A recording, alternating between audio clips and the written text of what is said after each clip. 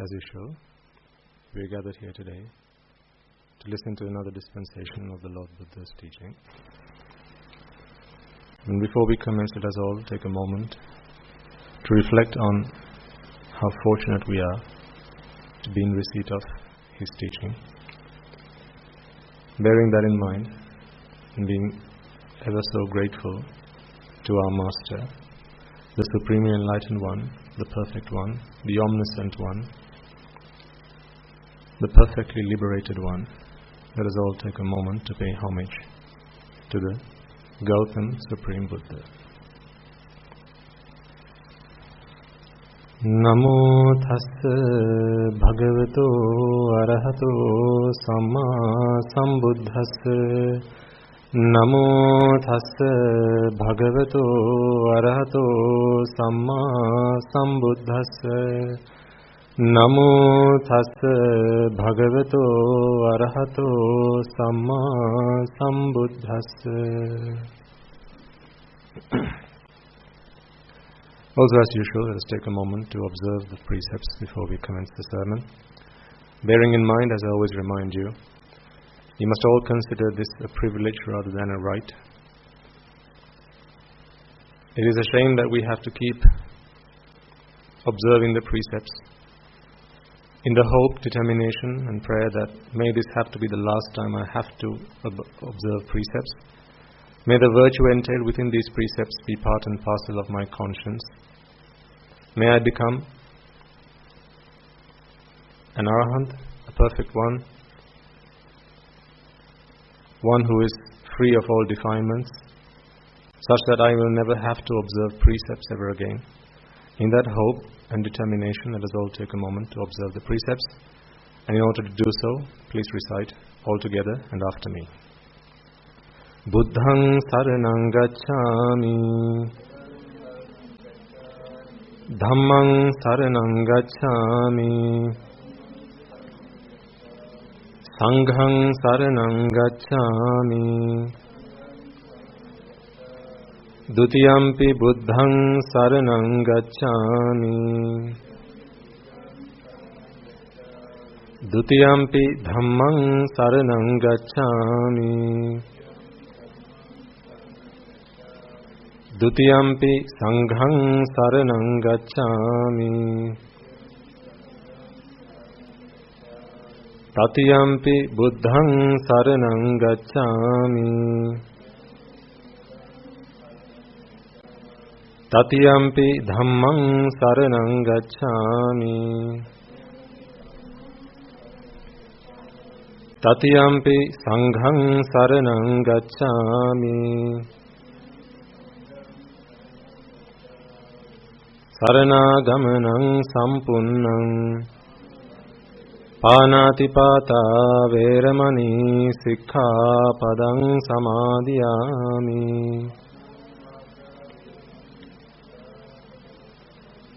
Adinādāna vēramani sikkhapadang samādhiyāmi.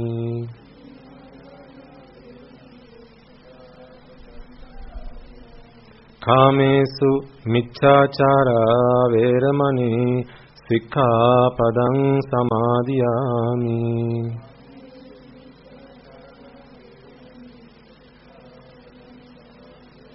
Musāvādā vēramani sikkhapadang samādhiyāmi.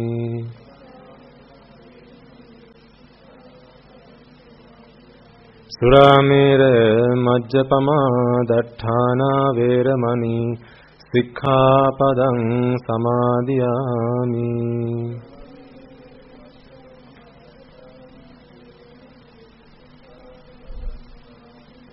Tisaranena saddhiṃ pañcasīlaṃ dhammaṃ sādhukaṃ surakkitaṃ kattvā appamādena sampādetabbam. Okay, you may now all be seated.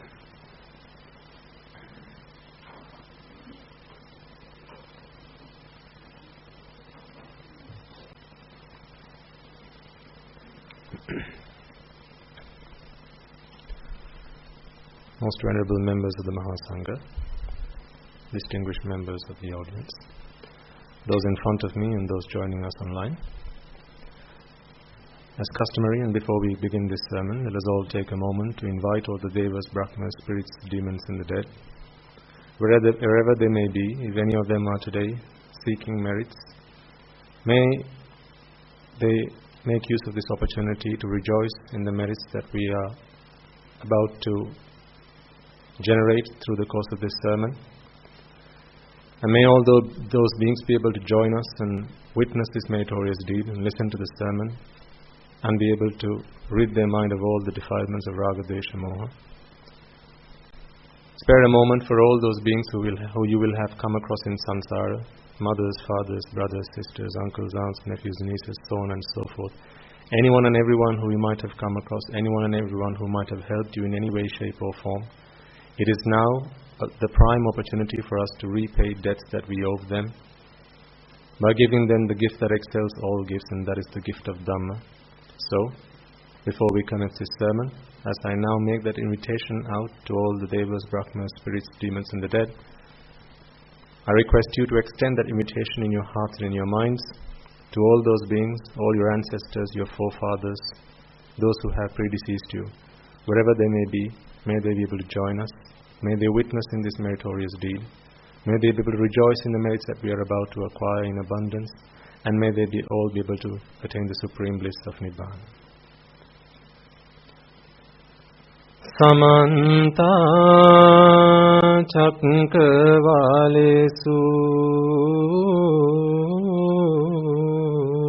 Atra Gacchantu Devata Sadhamang Munirajansa Sunantu Sagga Mokkadang Dhamma Savana Kalo Ayang Bhadanta Dhamma Savana Kalo Ayang Bhadanta Dhamma Savana Kalo Ayang Bhadanta.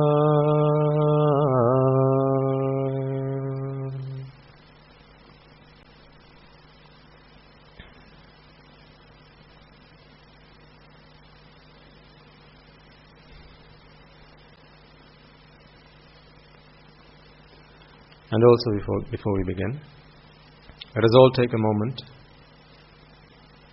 to be humble enough to acknowledge the fact that although today our lives have transformed as a result of the Dhamma, as a result of the Dhamma touching our lives and changing our lives for the better, in this infinitely long journey in samsara we have not always had the opportunity to associate the Dhamma, to associate noble ones, to associate moral ones. In fact, virtually all our associations have been with immoral, ignoble people. Associations which defiled our minds with raga, desha, moha, desire, aversion, delusion. And having been blinded with avidya and tanha, ignorance and attachment, innumerable are the times where we will have offended, abused, slandered and desecrated the noble ones. The Samma Sambuddhas, the Pacceka Buddhas, the Arahata Buddhas, Anagamis, Sakridagamis, Sotapannas, be they on the path or having attained the fruits, as well as the Buddha's ministry, the Sambuddha Shasana. Therefore, any words, actions or thoughts of slander and abuse that we might have directed towards them either knowingly or unknowingly may today hinder our progress in the Dhamma. Before we begin then, therefore, let us all take a moment to accept that this is who we were, to accept that we may have erred innumerable times towards the noble ones. Let us find the humility within our hearts to seek forgiveness from the noble ones, as well as the Buddha's ministry, for any words, actions or thoughts of abuse, slander and desecration that we might have directed towards them.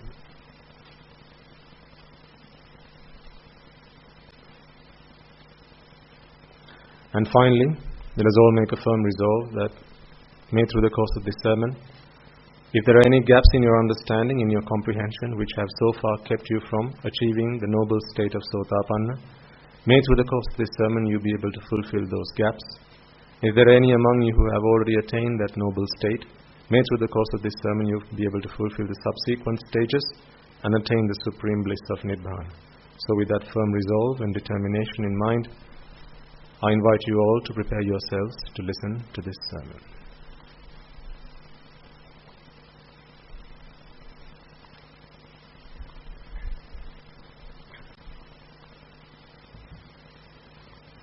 Okay.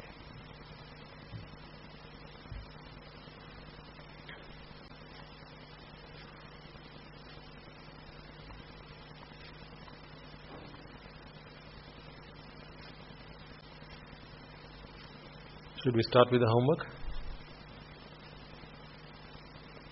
Usually a good place to start. Check your homework. Do you remember you had some homework from last week? Do you? Good. So you haven't forgotten. What was the homework?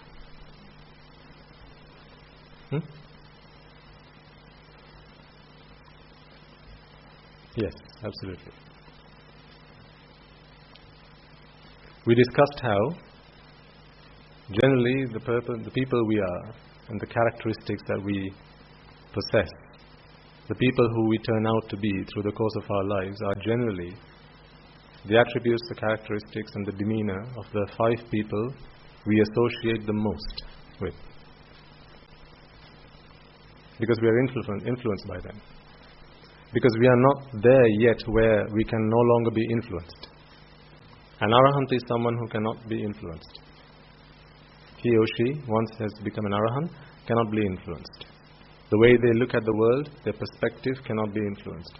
At least until you are a sotapanna. At the very least, where your perspective on everything worldly changes from being icca sukha atta to anicca dukkha anatta.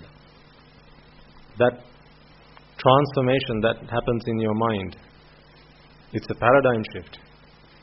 It's like you've been looking left all your life, and now you've got to look right.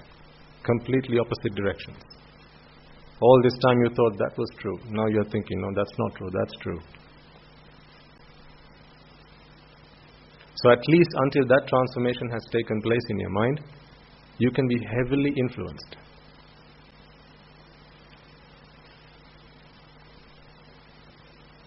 Doesn't take a lot. All it takes is one TV advert. Tell me if I'm wrong, if I am.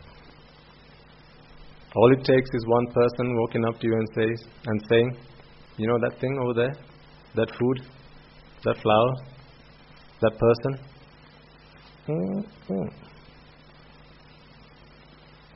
That's it. And you're good as sold. That's all it takes. You know, they say people don't buy things, people buy people. That is so true. Because what do you buy from another person? Drishti. This is what has to be sold. The view is what has to be sold. You buy the goods. It's so true, right? All these people who heavily invest their time and energy in marketing and those things, they have their foundings somewhere along the line in Buddhist philosophy. Because who's the best philosopher, who's the best psychologist that ever came into this planet? Of course, the Supreme Buddha. No one understood the mind and how it operates better than the Buddha. Ultimately, everything we do in this world is about vexation and relief from vexation. Anything worldly falls into these 2 categories. Either you're vexing or you're relieving yourself from vexation. One of these 2 things. So this is how the mind works. So it doesn't take a lot then to influence you. And by influencing, what we're doing is, what people do is, they show you value in worldly objects, things, events, occasions, people. So the more time you spend with people like this, who continue to sing praises and instill value in your minds, inculcate value in your minds about not values such as, treating your elders, respecting your teachers, that's not the kind of value I'm talking about. Value in material things. Sight, sound, smell, taste and touch. And ultimately, Rupa Vedana Sanya Sankara Vijnana. When you associate yourself with people who constantly keep feeding you these views that this world is nitya sukha atta, pleasurable, enjoyable and essential, then you buy it. So of course, you bought that view. People buy people, so true.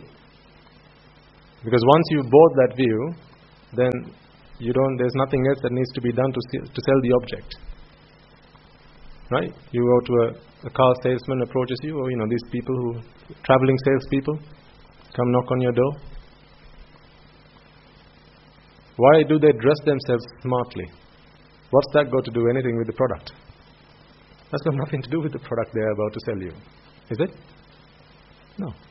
Why does it matter whether their hair is disheveled or properly brushed and combed and, nice trim cut? Why does that matter? Why does it matter that they look presentable? Why does it matter that they come and get out of a nice fancy car and they didn't cycle themselves up to your door? Why does all that matter? Because that's all part of the marketing.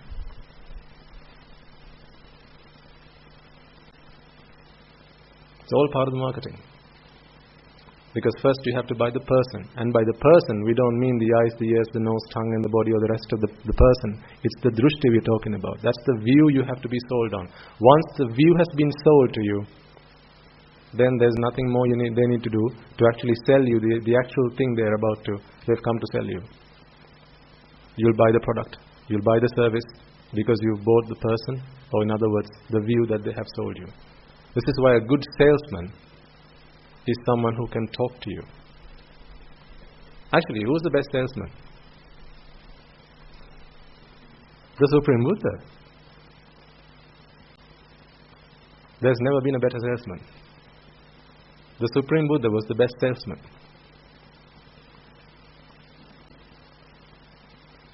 He's the only one who sold you the only thing that you really need to buy. You're sold now, aren't you? On his philosophy, you're sold now. Don't you say to other people, that's it, I'm sold.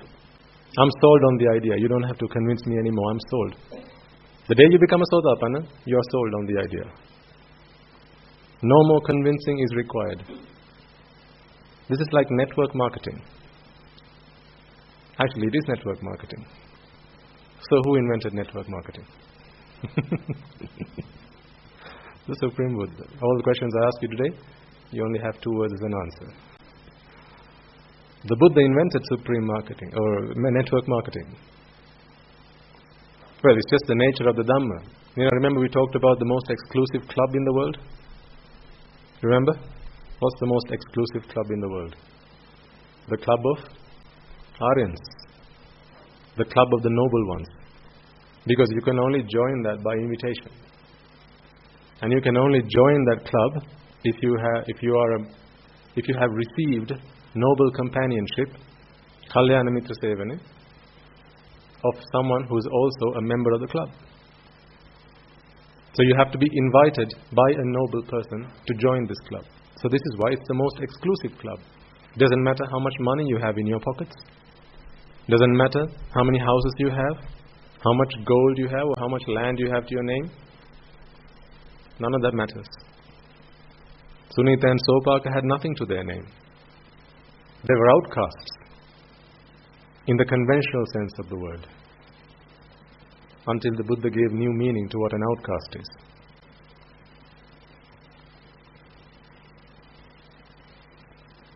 So network marketing. So therefore, the one who's at the pinnacle of the network marketing strategy is the Supreme Buddha, because he sold you on his philosophy. If you have become a Sotapanna by now. If not, then we have to keep selling it to you until you are convinced, until you buy it. But the good thing is, with this marketing, we only need to talk about the truth. That's why it's easy to sell this. It's not hard. When you have to sell something you don't believe in, that's really tough. Has any of you ever been in sales? Part of my early working life was in sales. I used to have a manager who I used to have a daily chat with. So I used to sell bank accounts and credit cards and loans and insurance and things like that, working in banking. I used to have a conversation with my manager at the end of the day. he was not very happy with me a lot of the time. Because I just couldn't. I was never a good salesman. I never was a good salesman. So I couldn't actually hold on to that job for very long. I moved on to other things. Because I just didn't enjoy it. I enjoyed talking to people. I enjoyed finding out about them. I enjoyed chatting to them and talking about what's working in their life, what's not working in their life, what problems they had in their life.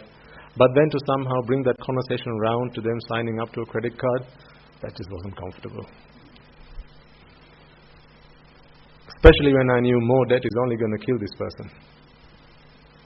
Especially when I knew taking out this new fancy loan that sounds so juicy on the outside, but is a time bomb on the inside. I just couldn't bring myself up to doing it. So I was never a good salesman. Until, the reason I wasn't a good salesman was because I didn't believe in the product I was selling. Now I think I'm okay. Now I enjoy sales.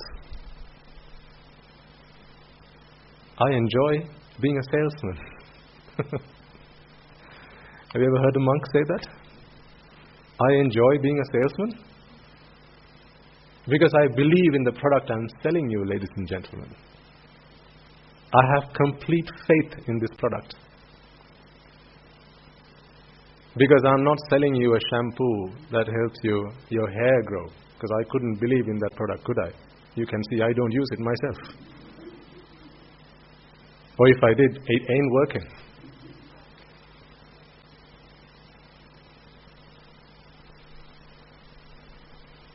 But of course, that's not what I'm talking about. I'm talking about the Dhamma.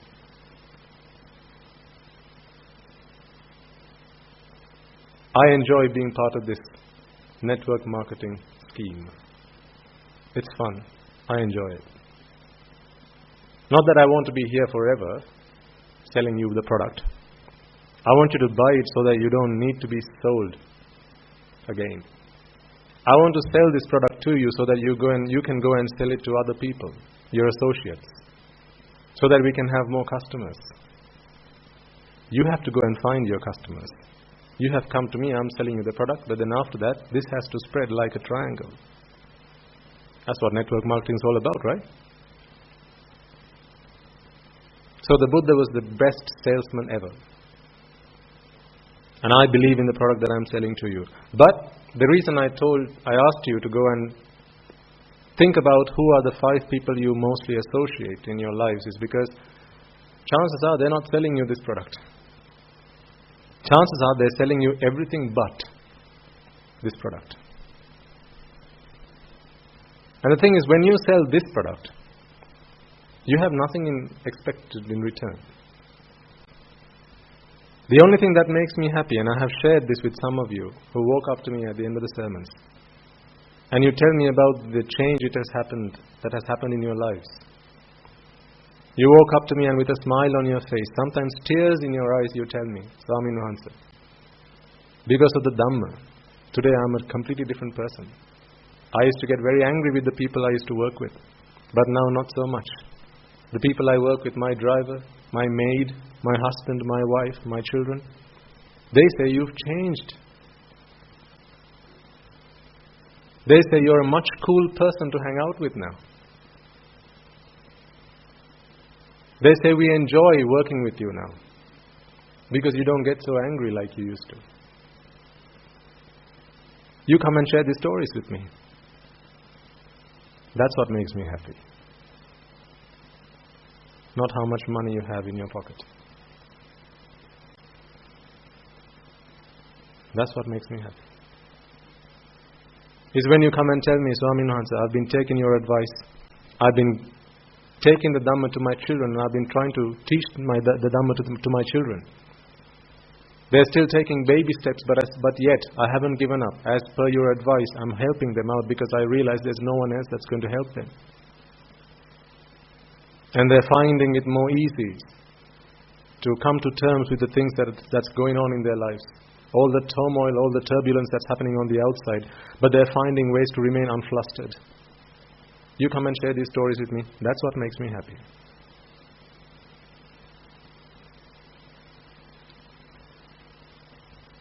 That is my payment. Paid in full. With thanks. It's about time you started to sell. If you believe in the product, then start selling. If you understand all its features and its benefits, start selling. Are you ready to sell? You have to believe with conviction. Not because I say so. Because then your customers are going to ask you some tough questions. If you can't answer, chances are sometimes the first impression, if it's not a lasting impression, they're not going to come back a second time. Because the thing is, you're trying to sell them something completely brand new, something that they've never heard of, they never thought they needed.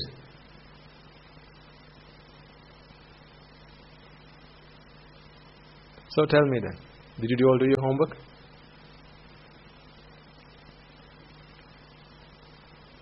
Did you find that interesting?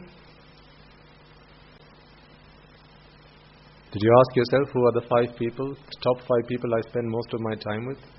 At work, maybe at home, over weekends, your get-togethers, when you go out with friends. Who are the 5 people you most spend your time with? Did you then go and study what attributes they have, what characteristics they have, what things you like about them, what you don't quite like about them?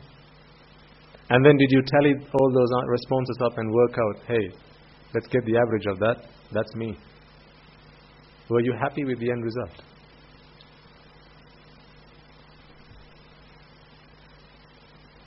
Because that is you.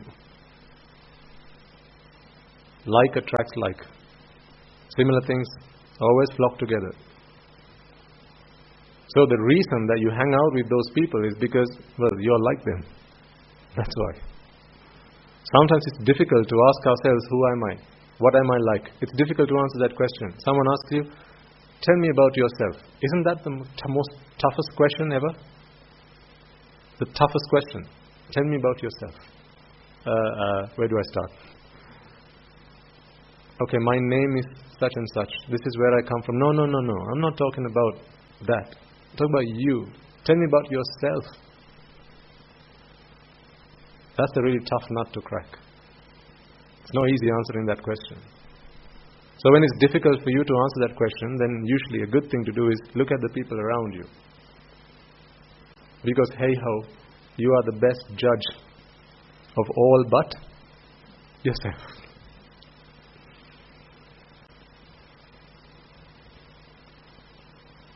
Don't you think you're qualified to be in the Supreme Courts? Chief Judge? Don't you think so, sir?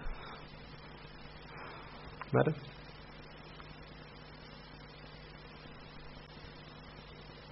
Because we always have an opinion, don't we? This person's good, that person's bad. So you've got all the qualifications that is required to make judgment. Well, that is why you so easily pass judgment.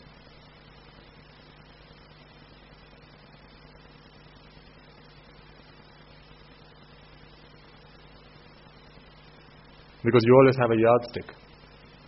You always have a reference point. And that reference point is what? Again, yourself. This person's good compared to myself. This person's bad compared to my beliefs, my views, my opinions, and what I think is right and wrong. So anyway, coming back to why I asked you that to do that bit of homework is to help you to figure out, are you hanging out with the right people? We really must take from time to time stock of who we hang out with. Remember, the Buddha gave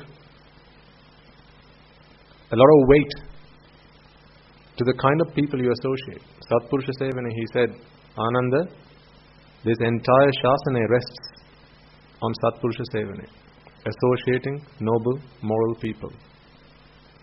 So when you think about Shasana, I'm not just talking about the Mahasangha.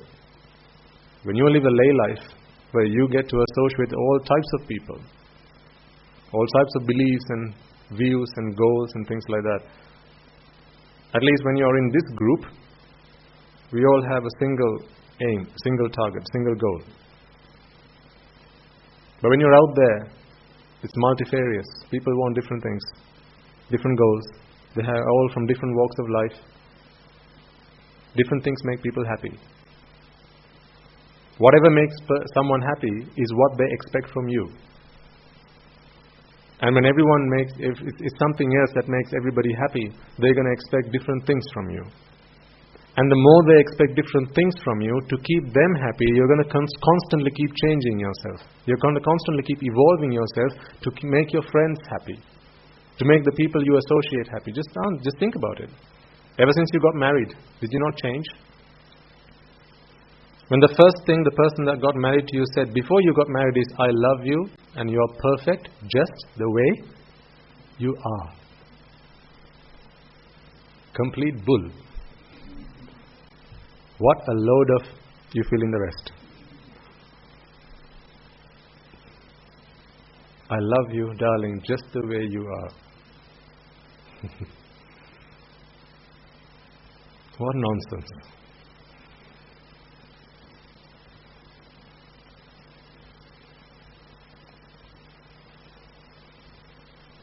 A week into marriage, I don't like the way you talk to me.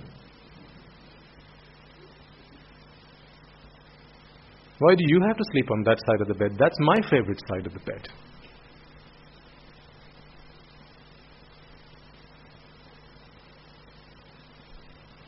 Just ask yourself, how many things have changed in your lives ever since that magical moment happened in your lives?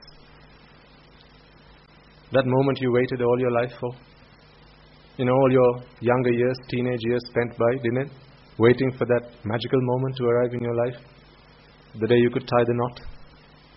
That's what we were all fantasizing about. Just couldn't wait for that day. And then the day arrived. And then you changed. That day forward. Everything was different from then. You changed. Why did you have to change?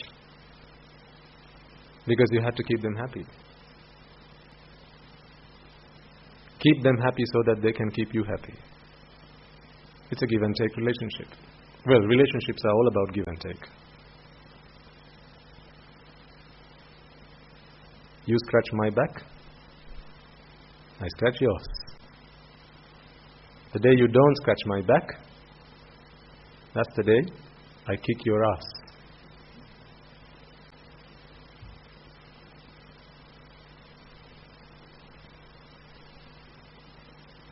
So the 5 people that you most spend your time with, ladies and gentlemen, are probably the 5 people you most try to keep happy. Therefore, to keep them happy, you're always going to have to tune yourself. Guru Hamdu says tuning. You're always going to have to fine-tune yourself. So you have to dress the way that your friends like, the people that you associate like. How many of you can spend the day at home in your pyjamas, even if you wanted to? No, you can't. Because the people at home, that's not how they expect to see you walking around. When I was a young boy, when we first went to the UK, and I was quite boisterous and very arrogant. Not that I've changed much. I wanted to make a point about everything. We love to do that, don't we? Especially youngsters, they want to make a point. They want to show the world who they are. Show them who's boss. When I first went to the UK, I was quite precious about our customs and our culture, Sri Lankan style customs culture. So I thought it was clever to go to Tesco's in my sarong. And I did that.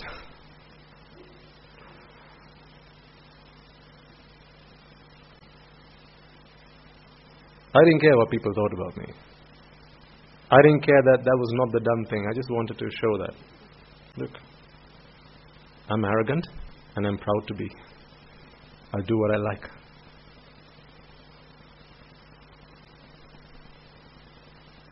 I used to go to Tesco's in my town, just go out, go meet people, walk around.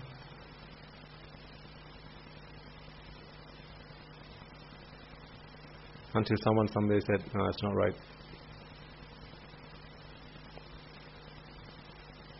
When you go somewhere, you've got to adjust yourself to how people dress, how people behave. And then I changed. But I was not prepared to. Because we all have a self that we try to preserve all the time. You know, in some countries, maybe it's perfectly fine to go out in your sarong or in your pyjamas, whatever. But it's not where I was. So it wasn't the done thing, but I did it. I'm not proud about it. I used to be proud about it, but I'm not proud about it now.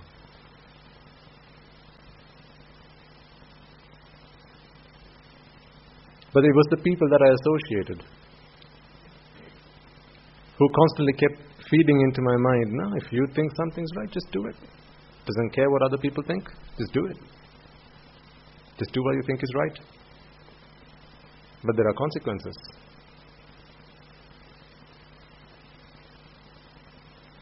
You couldn't go up to an interview, would you, in your sarong, in your pyjamas? That wouldn't be right, because there'd be consequences.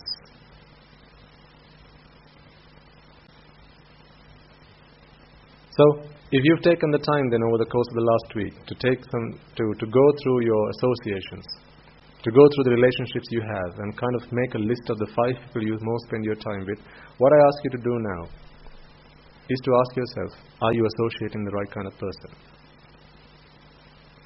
Are you happy about the people you associate with? Sometimes you can't change it. If it's family, there's little you can do to change. You're stuck with them. Until they go or until you go. But if it's not family, sometimes extended family, maybe you can influence a little bit.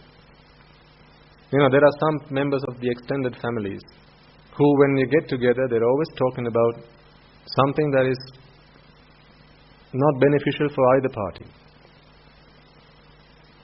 Either complete nonsense or just backbiting somebody, telling tales about someone else, ridiculing somebody else, with what benefit for either party? None whatsoever. Then change that. I don't say go and change the other person and ask them to stop speaking these things, but maybe distance yourself a little bit from the people you don't like to hang around with. But when you say I don't like to hang around with that person, it shouldn't be because they always shout at me, they always find fault with me. No, that's exactly the kind of person you ought to hang out with. Someone who always finds fault with you. Wow. That's a gold mine. They're a keeper. Sometimes when I get to speak to Anagarikas, from time to time they say, Swami Mahansa, that gentleman, this young gentleman, he's always finding fault with me. I say, great. We must celebrate. Let's spread the news. Make sure you spend as much time as you can with that person. But why? I thought you were going to go and ask him to come around and give him a piece of your mind. No. Because if you found someone who always finds fault with you, then how great. How great that is. What's the hardest thing to do? Finding fault with? Who self? Yourself. So if someone's doing that on your behalf, you should be willing to pay for it. If I were to propose to you, would you hire someone to find fault with you? But back in the day of the kings, they used to hire people to praise the king. To sing praises and songs and poems and things like that to praise the royals. So they used to hire people to do that. But you know what you ought to do? Hire people to blame you, find fault with you, shout at you, annoy you, irritate you. Ooh. Just the thought of it Makes your tummy royal, doesn't it? But no, that is the truth. Because the more people find faults with you, ladies and gentlemen, that's a fantastic opportunity to change. Of course, not just because they say so. Ask yourself, is that an actual fault? Is that something I really need to change?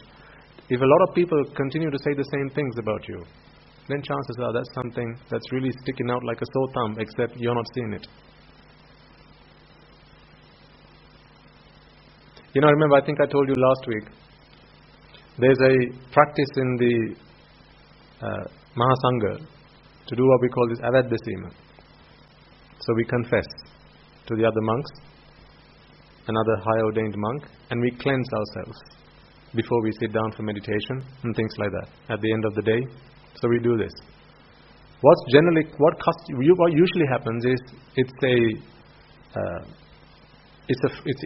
set of lines. It's like a stanza that is recited between these two monks, and then at the end of that, that's it. Everyone's done their confessions. Now off you go.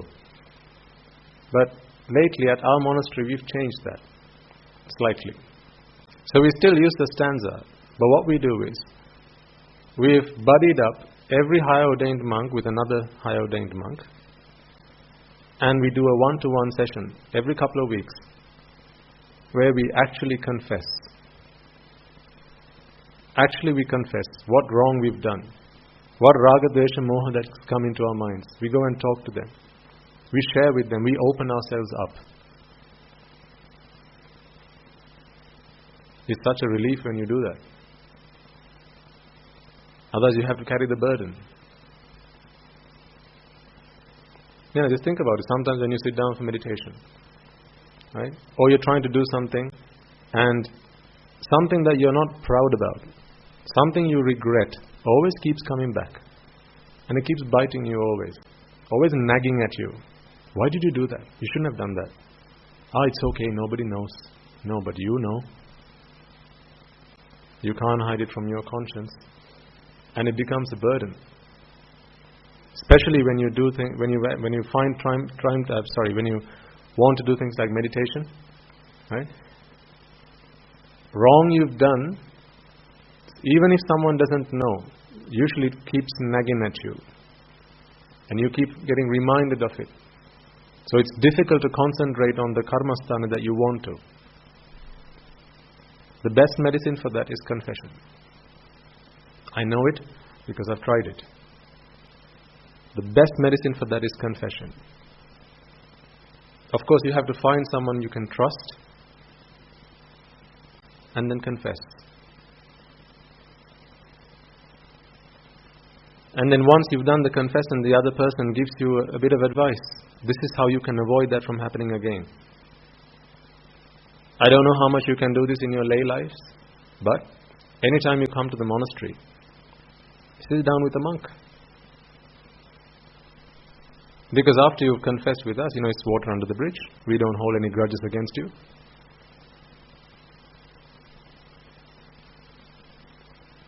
But I'd like you to take up on that offer. Don't always ask for a particular monk. Don't say, can I speak to Guru Hamdru? I want to confess. He'll have nothing else to do all day if everyone comes asking for Guru Hamdru. But there are, senior monks at the monastery. If there's something that's really worrying you, something that's really troubling you, keeping you up at night, because you've done something wrong that you just want to get off your chest, it's an offer. Confess. Get some advice. And then once you've confessed it, your mind is clear. Then you can practice. Otherwise it will keep worrying you, it will keep burdening you from time to time to time. And it's going to be really difficult to make progress from that point forward. This is a mechanism the Buddha introduced to the Sangha Shasana. If it wasn't necessary, he wouldn't have introduced it, would he? If it wasn't necessary, he wouldn't have talked about it. But he did, because it's important that we do that. So, the 5 people you associate, if you're not proud about the people you hang out with, then change. If you're not proud about the people you sit most of the time with at school, chat to, the friends that you play with, change.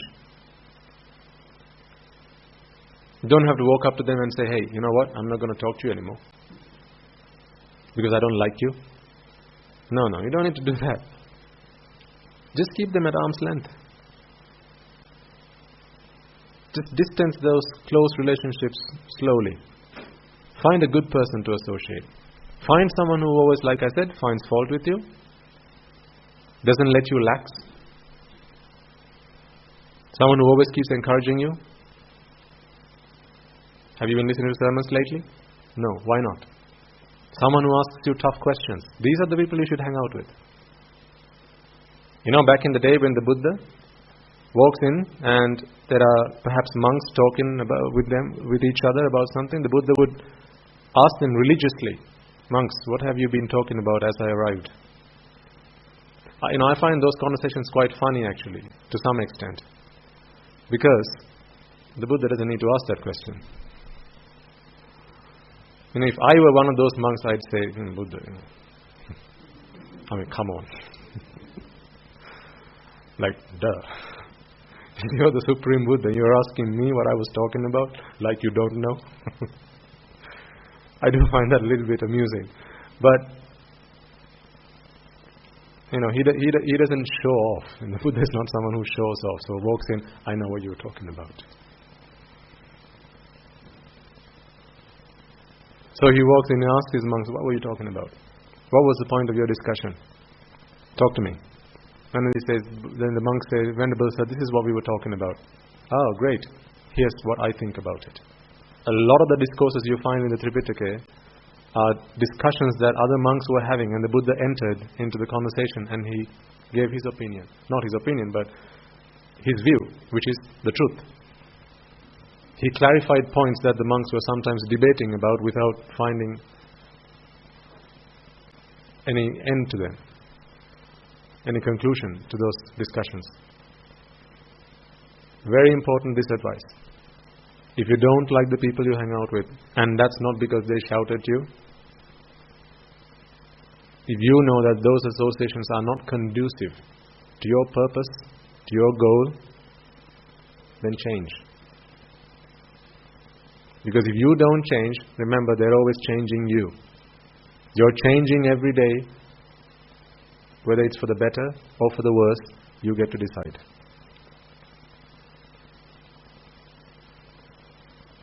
And you do know that most of our lives in samsara we have spent where? Where? In heaven, yeah? Which heaven? Where have we spent most of our time? In the four great hells. The four great hells. You know the way I see the Asatpurusha? I see them like the police who have been sent from the great hells by the Yamaraju, by the King Yama who rules over the hells. They've been sent over here because we are fugitives, running away from the hells. The Asatpurusha have been sent so that they can catch us and then send us back where we belong. That is what Asatpurusha Sevana is. Giving you one-way tickets back to where you belong. For as long as that's where you belong, for as long as your citizenship is in one of the four great hells, they send you back. Because remember, we are all here on a short-term visa. Until you have become a Sotapanna, your birthright, your citizenship, your right of abode is in the four great hells. The day you become a Sotapanna is the day you surrender your citizenship of the four great hells and take citizenship of the blissful plane or the Sugatiya. Until then, this is a short-term visa. Some of you have come here with a 60-year visa. Some with maybe 70, 80. Right? How much of that visa have you consumed by now? Don't answer. But you know the answer.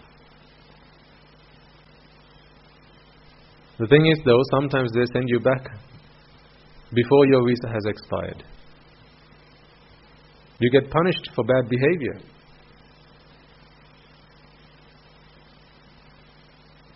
Much the same like if you travel to a foreign country, and for bad behavior, sometimes the retribution for that is to be sent back to where you came from. They put you back on a flight, and the next day, you left the country, you've been deported. So they do that here as well. In the blissful plane, we are all here on a visa. For bad behavior, sometimes you get sent back on the next flight. And you can't say, nah, I can't go, please give me another chance. Because Mara is always out there watching you, every step, every move you take, he's always there watching you.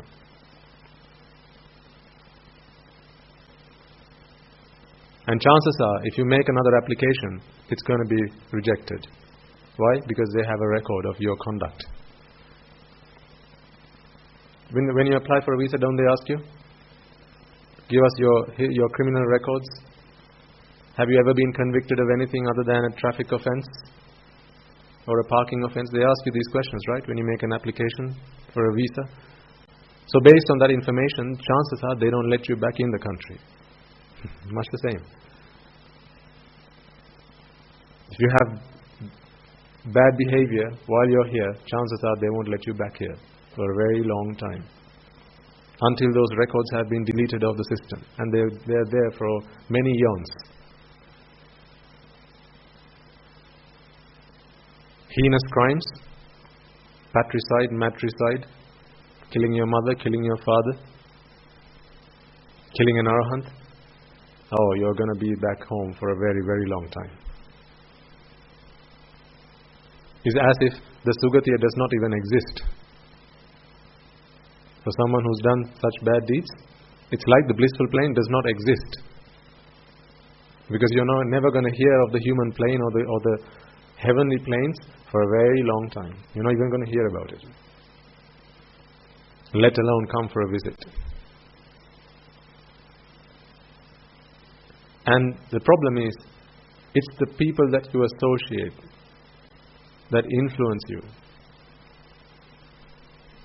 to conduct bad deeds as much as good deeds. Because people say by people, and you by the views that other people give you. So if someone entices you to do something bad, conduct an unmeritorious deed, if you fall for that trap, then you've just bitten the bullet. And you're going to have to pay the consequences, suffer the consequences. So this is why I re-emphasize, make sure that the people you associate are the people that you want to be associating. Don't be afraid to make a change. Remember, at the end of this lifetime, you're going to have to make a change anyway. Right? What's the longest you can be with someone you like to be? It's until your last, it's death. Until you've kicked your last bucket. After that, you're going to have to, the cards are going to be reshuffled anyway. At the end of every card game, what do they do to the pack? It gets reshuffled. So at the end of this game, your cards are going to get reshuffled. Then you don't know what hand's going to be dealt. You just got to take whatever is given to you.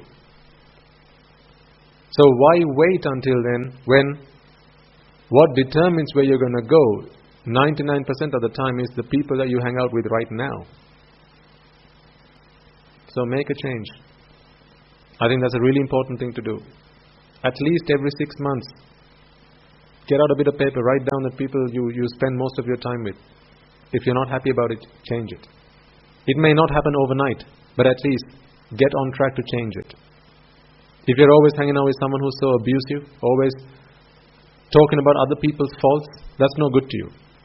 Hang out with people who always talk about your faults. Really good.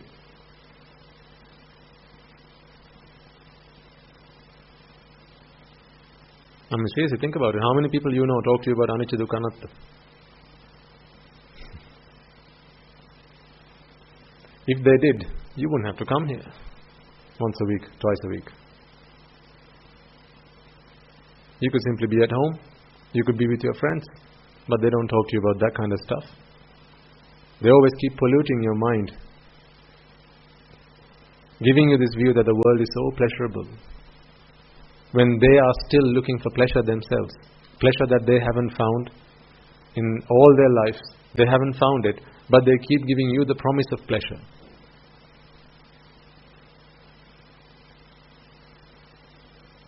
They haven't found it. How are you going to find it?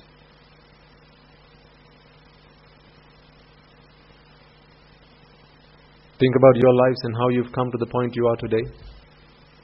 None of us, when we came into this world, had this grand view of what we wanted to achieve in this world. All we wanted to was be happy. That was the only thing we all wanted. In common, to be happy. We didn't know how to be happy, did we? No. None of us knew how to be happy. We learned how to be happy from the people that we associated. The reason you're all dressed differently today, the reason you're all wearing your hair differently today, the reason you're all wearing a different kind of watch, is because of the people you associated. The people you associated gave you different views.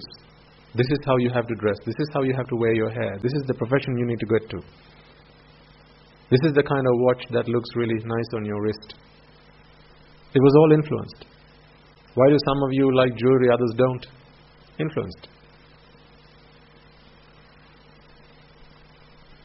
Why do you have a favorite color? Influenced. This is like an influencing factory. Life. You put in a new person at the beginning of this process, at the end of the process, heavily influenced person. And every time this person goes through the process, this machine is like the arms in a factory, like robotic arms. They come and drop this drushti. Next one drops another drushti. It's like a robotic arm, drop, drop, drop. And it keeps changing from one stage of your life to the other. Why do you drive the car you drive today? Influenced.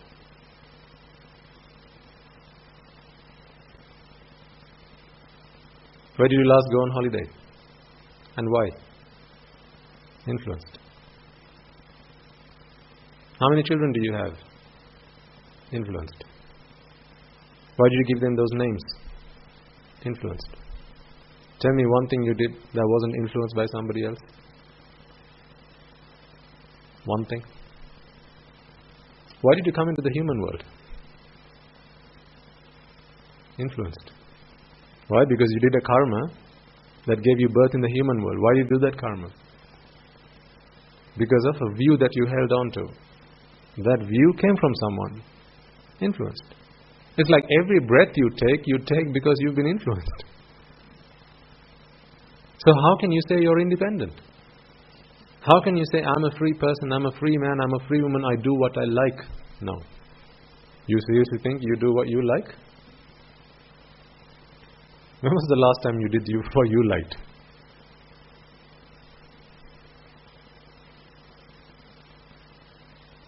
The real answer is, I do what I'm told to do. If three people tell you three different things, the one who you buy, whose view you buy, you're going to do what they said. So fast forward such influences 20 years, 30 years, 40 years, 50, 60, 70 years. The person that is on the deathbed 70 years after they came into this world is the totality of all the influences that they had in their lives. If you're lucky, you're going to have some kind of influence from the Buddha. And then the journey you took in this direction is going to change in the opposite direction.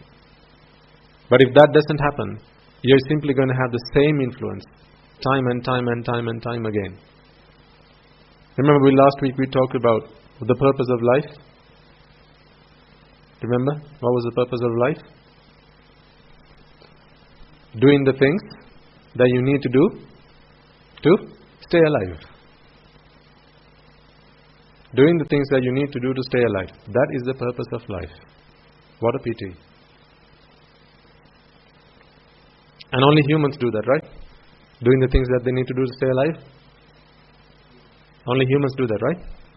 Because you need so much intelligence to do it, a lot of wisdom to do the things that you need to do to stay alive. It's a really difficult thing to do, right? Only humans do that. So great, keep doing it. That's what makes you human.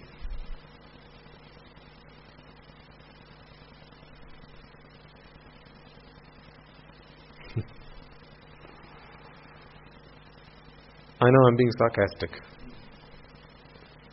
I don't enjoy being sarcastic. But I really want you to think about this, guys. I want you to want to change. Not for me, but for you. I want you to want to change. I don't want to change you. I want you to want to change.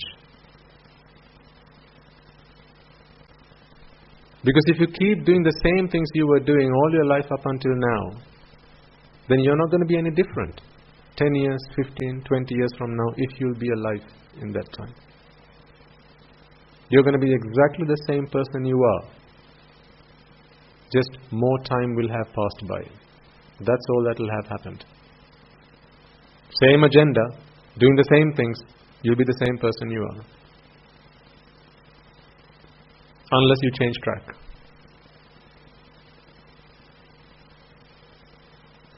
Ask yourselves, are you proud about the things you do on a daily basis?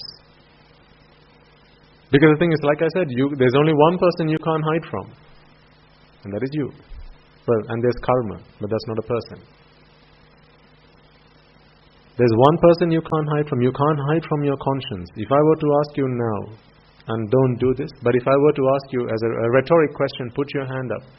If you've done things in your life, if you've done things today, put your life aside, if you've done things today that you are not proud about, things that you want to keep hidden from others, things that you don't want others to find out, how many of you can remain with your hands down without putting your hand up?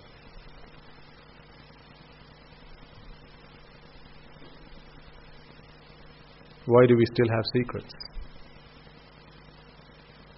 That's because you're not proud of it. You're not proud about what you've done.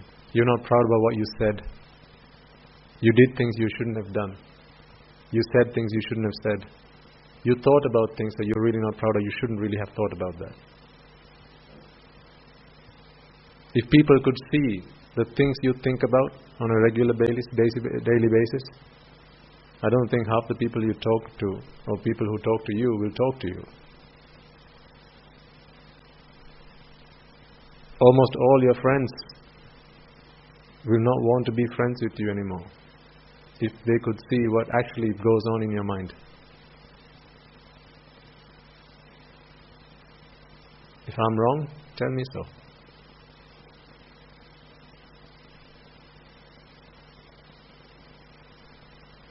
This is why I say we have to change.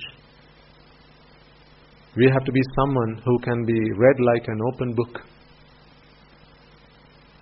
Perfect and clean in our character. Clean in our conscience. And if I were to ask you to get a book out and write down every thought that comes into your mind, can you share that with your husband? Can you share that with your wife? You have a wife?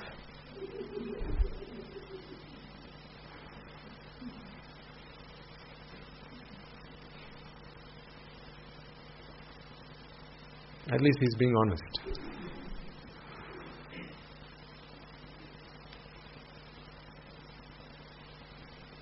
Can you share that with your best friend? Can you share it with me? Can you share it with your parents? All the thoughts that come to your mind. Write it down. Because of course in there you're going to find raga, desha, moha.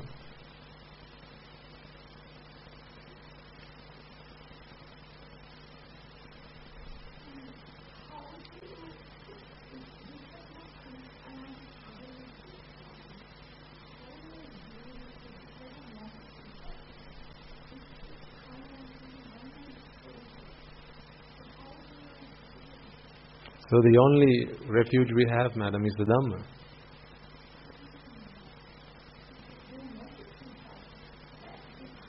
course. That's what hetum paticca sambhutam, right?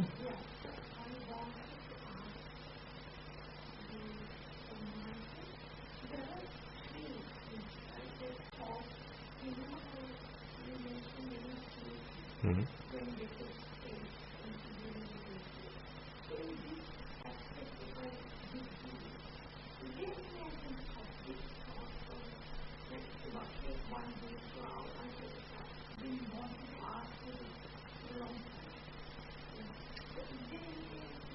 Do you feel relief now that you asked the question? If you've been wanting to ask it for a long time? Yeah. Of course. No, that's a very good question. A lot of people have that problem. Oh. Yeah, and you're not alone. Everyone here is the same.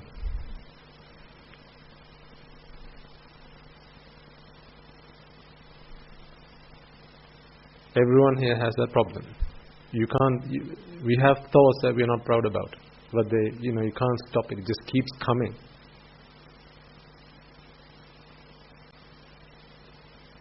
So what are the hetu? What are the causes? Dvesha and moha. Until raga, dvesha, moha has been eradicated, they'll keep coming.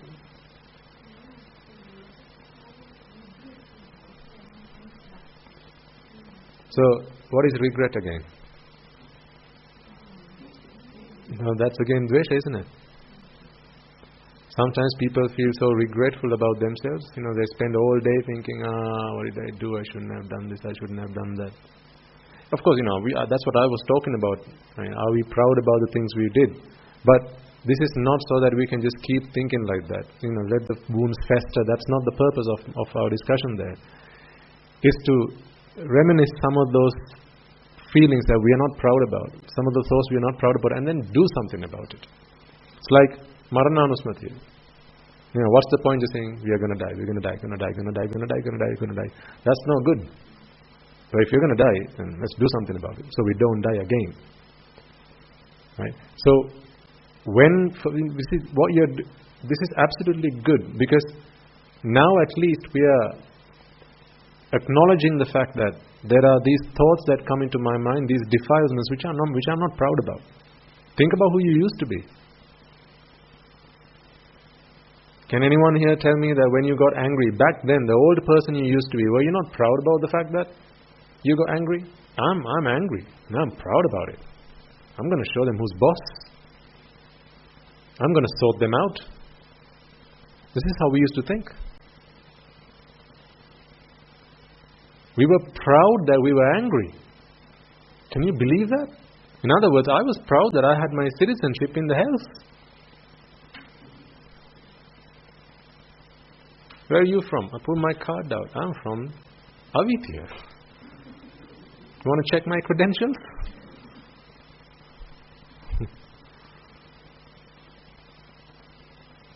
At least now, we realize, we acknowledge, I'm not proud of who I used to be. I'm not proud of who I used to be, but I'm a better person today. And also, even today, there are things I'm not proud about. And I know that's wrong. So I want to change. Before we got the Dhamma, we thought raga was a really good thing. We thought love was a really good thing. Did you not? Love in any way, shape or form. Parents loving children. Children loving parents.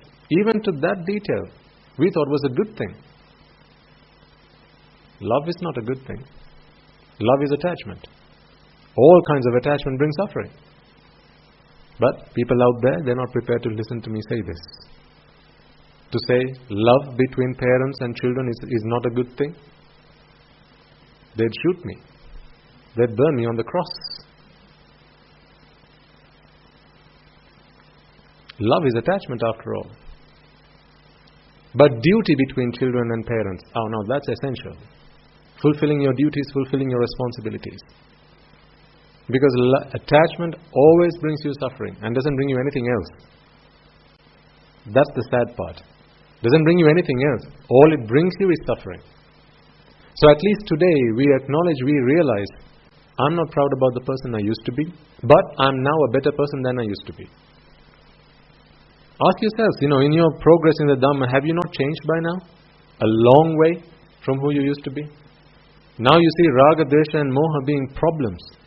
Serious problems. You used to think that not having enough money in your bank account was your biggest problem. You used to think that the half-built house which you're still struggling to build and complete was your biggest problem. Not anymore. Now you realize, that's nothing compared to the real problem that I have. Raga, Dvesha, Moha. My vexation is my biggest problem. Previously, every problem was a vexation. Now, vexation is your biggest problem. But we can't stop these thoughts coming into our mind because again, that's hetupala. 6 hetu. Raga, Dvesha, Moha. Or Lobha, Dosa, Moha. Alobha, Dosa, Amoha. These are the hetu. So until these hetu, these causes are there, they prevail, we can't stop the effect from materializing. We can't stop it from manifesting. They'll keep coming. Thoughts keep coming into our mind. This is why, when you talk about the dasa akusala, right? There's 3 that happen in the mind alone. Avidya, Vyapada, Mithya Drushti. Abhijja, Vyapada, Mithya Drushti. Covetousness, hatred, and wrong view. So these 3 are defilements that happen in the mind alone. You don't need body, you don't need speech for these to manifest. You can't stop them by force. You can stop yourself from lying because you want to lie, but you won't let that happen because you put a block on your mouth. No, you stupid idiot, don't say that. You can stop yourself from hurting somebody. You can stop yourself from hitting someone.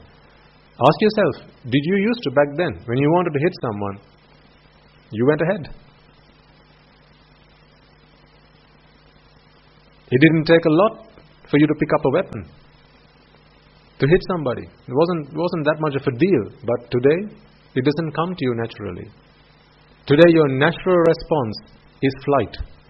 Previously, your natural response was fight.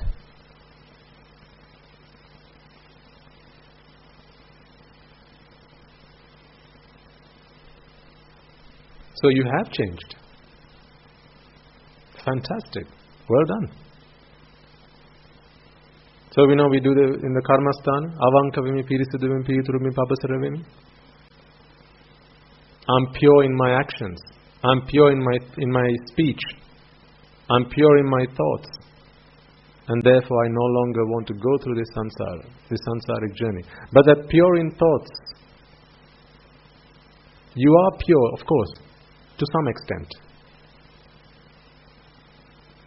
Your purity, if you are a Sotapanna, still you will have thoughts of anger, desire, and delusion defiling your mind. You can't stop that. Do you remember Mahanama, who used to go to the Buddha and say, Venerable Sir, when I work with my colleagues, I can't stop but getting so mad at them, so angry at them, that sometimes I think, the next word I say is going to take me to the hells. How do I stop it? On 3 occasions the Buddha had to convince this man to say, no, Mahanama, it's not going to happen to you because now you're a Sotapanna. Nothing in this world can take you to the hells. It's just an impossibility. It just cannot happen. On the 3rd occasion was when Mahanama accepted this.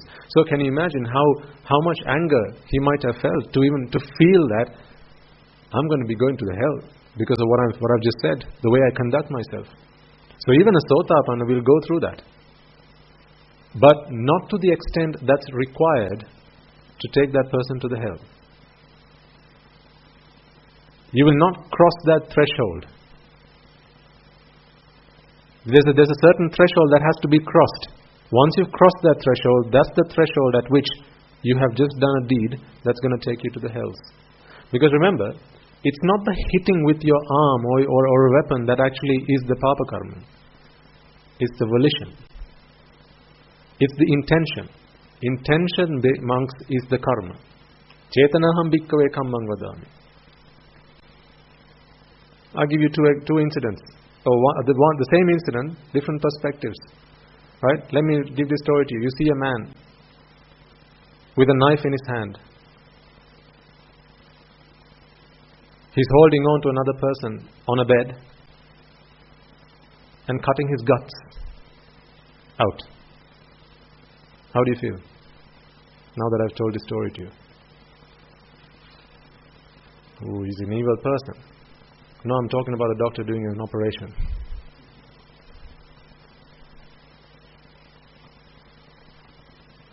Now he's all of a sudden a good person. What a nice thing to do. He's doing an operation on this person to cure him of some kind of ailment he has. But, so you see, it's not the action. It's the intention. So the intensity of your intentions, not towards the merit side, but the demerit side, will have reduced by now. To some extent, and only you will know the extent to which that has reduced. If you have been listening to sermons which include anicca, dukkha, anatta, then there is no way that it couldn't have happened, unless you don't have a trihetuka patisandhi. If you are a duhetuka, by-rooted, in the sense that your birth, at your birth, you were only born with either alobha or adesa, and you don't have amoha. You can't change that now. That's what you're born with. That is going to be there until your death. If that is the case, then chances are you can listen to anicca, dukkha, anatta, but you won't be able to understand it. You might make sense of it, but you're never going to comprehend it. Therum ganima, avbodha, right? We've talked about this in the past. You may be able to understand it like you understand math, but you won't be able to comprehend it. So you will never become a sotapanna, not in that birth. You'll have to wait for the next one. So if you are a dvihetuka pratisandhilabhi, someone who is by-rooted, the only way that you can refrain from demeritorious deeds is not through the understanding of the Dhamma, or not through the comprehension of the Dhamma. You're going to have to do it deliberately. You will still want to hurt somebody, but you will stop yourself from doing it deliberately. But with your understanding of the Dhamma, you won't want to do it. You will not have the need to do it. So that is the automatic response. Without the understanding of the Dhamma, you're going to have to force yourself not to do it. There's the difference.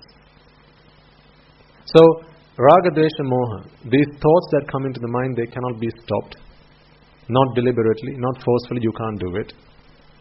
Forcefully, you can stop your body and your speech from causing hurt and damage to somebody else or something else, but you can't stop your thoughts like that. The same thing doesn't apply. So the only refuge there is the Dhamma. When you practice the Dhamma, with your understanding and comprehension of the Dhamma, those thoughts will stop coming automatically. But that is changing the hetu. Of course, that is how it happens after all. The causes change, the conditions change, therefore the effect changes.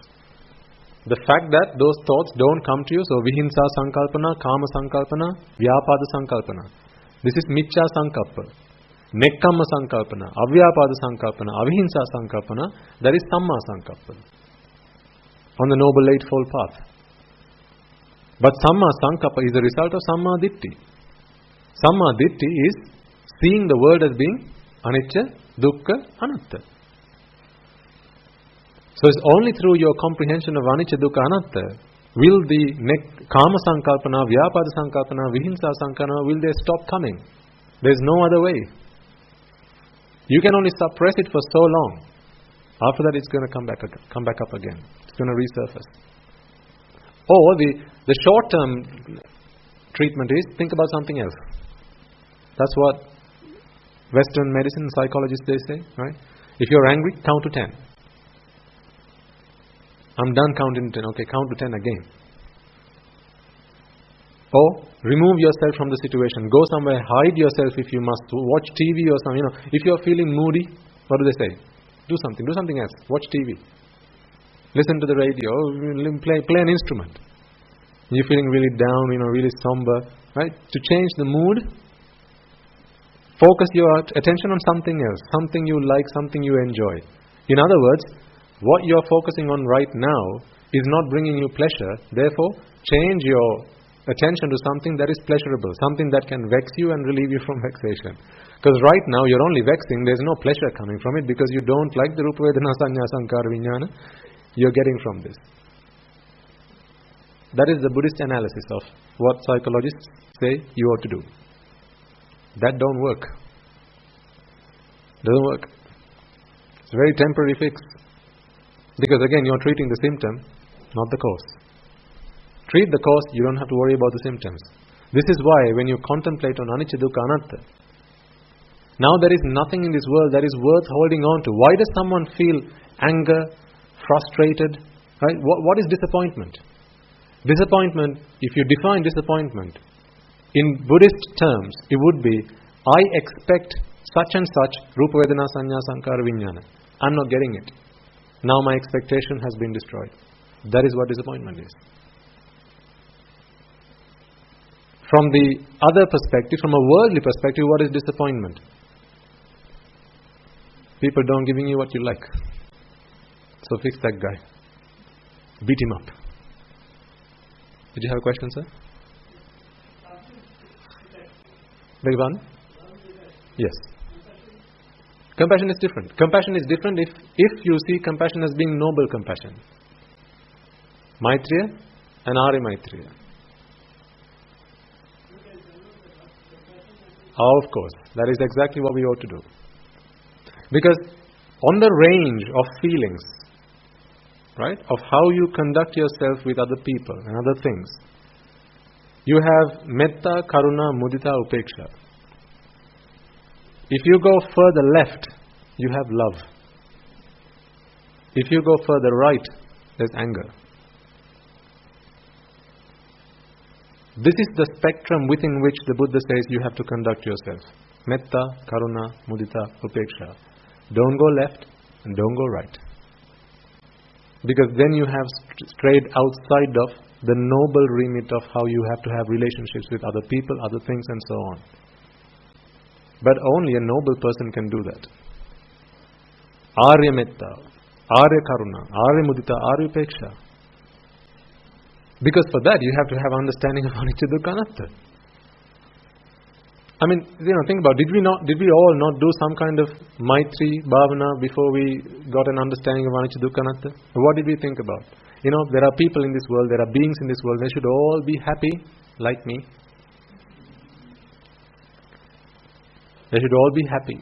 They should all live happily ever after, absolutely. That's how all stories end, right? The king and queen lived happily ever after. So we have this view of what happiness is.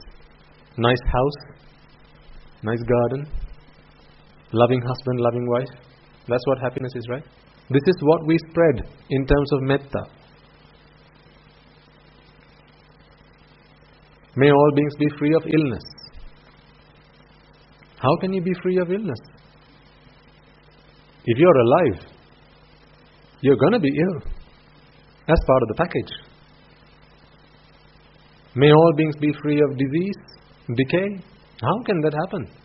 Now, if you are contemplating and spreading metta or compassion in the noble sense, you begin with sansara daheng miditta first. You've got to get out of samsara first. You have to get on the track to getting out of samsara first.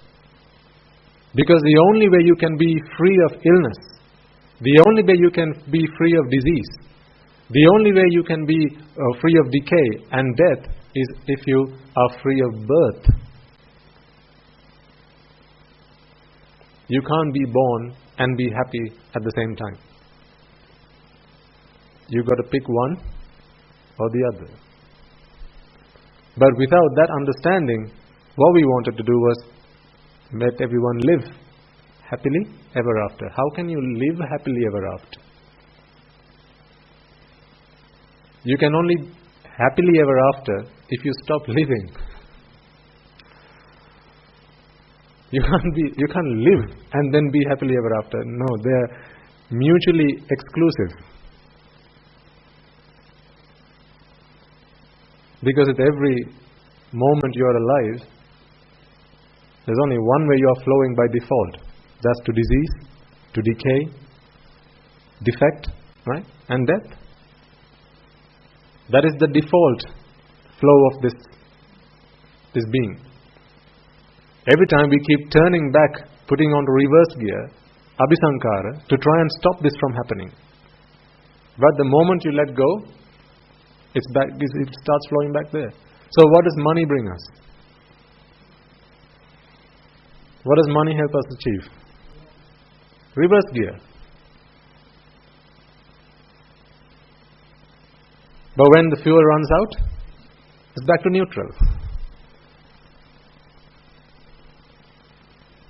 It's like there's a slope.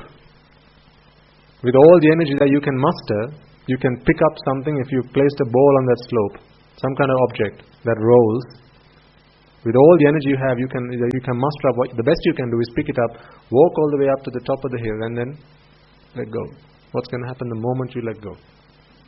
Well, gravity is going to take over.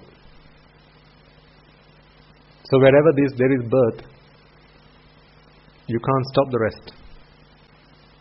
It comes for free. You buy birth, you get disease, decay and death for free. Buy one, get three free. Well, yes, if you consider the rest of it, Ekalos Mahagin and all that stuff.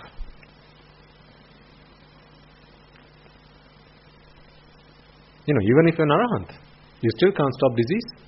You can't stop decay. You can't stop death. Death is a welcome gift for an arahant. But disease and decay, they're not welcome gifts. No arahant would like to be ill or decay because it brings them physical discomfort. They don't like to be unhappy. The whole purpose of becoming arahant was to be happy. They don't like to be in pain. Not even an arahant likes to be in pain. So they have stopped all sources of pain. Well, they've stopped the mental pain, and as a result of that, at the end of this birth, no more physical pain.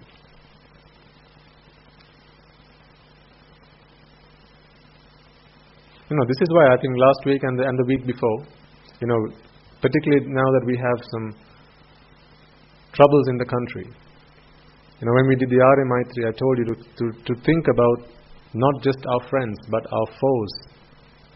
We don't have foes, but, conventionally there are people who are here to hurt us, harm us. Are they also not destitute in samsara? Are they also not helpless in samsara? Because what do they think is the source to happiness? Relief from vexation. How are they different to you and I? Unless you have that understanding of the Dhamma, how are they any different? They have also been fed, brainwashed.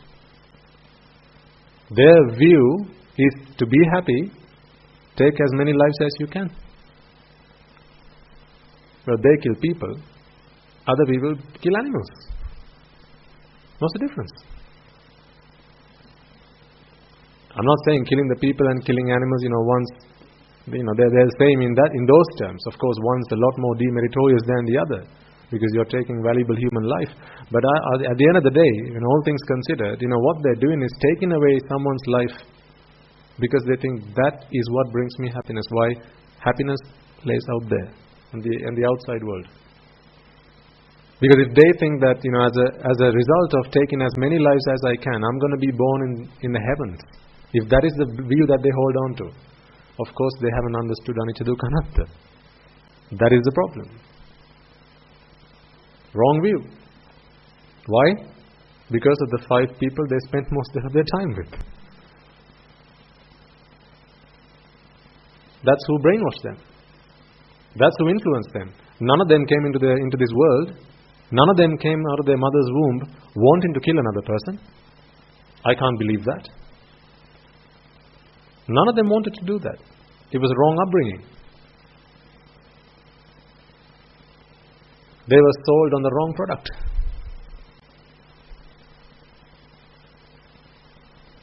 So this is why we got to think of them as well, with loving kindness. Arya Maitreya. Normal Maitreya, it's very difficult. Anarya Maitreya, if you haven't become an Arya, if you have no understanding of Nibbana, and Raga, Desha, Moha, and this Anicca Dukkha Anatta, the only Maitreya you can do is Laukika Maitreya. And in that kind of Maitreya, you are not ready to accept what we get is what we deserve. Then we think, no, that's not right. Being happy, to be happy, you have to be alive. You have to be. Being is being happy. To be is to be happy. So someone who doesn't let me be, then they're taking away my happiness. Someone who doesn't let another person be, then they're taking away the happiness. But when you realize being is not happiness, to be is actually to suffer. And this is why Guru Swaminatha sometimes tells us, ultimately these people who kill, mass murder, and we are doing similar things. Although our approach is different, we are trying to get to the same result. They want to rid this world of people, and so do we. Because this world is not a nice place to be. This is why I said, get the hell out of here. They're saying the same thing. Just get the hell out of here. But the approach is different. Because the approach is different, if someone comes to kill you with a sword, brandishing a sword, you're going to have to say, well, there's no point killing me, mate. I'm going to be back here again. What you're doing is useless. Because the next thing you know, I'm going to be back. So what's the point? But if you let me practice my meditation, if you let me do my practice of anicca dukkha anatta, I'll guarantee I won't come back. Isn't that better? So just give me some time. You can give them a better deal than they came for.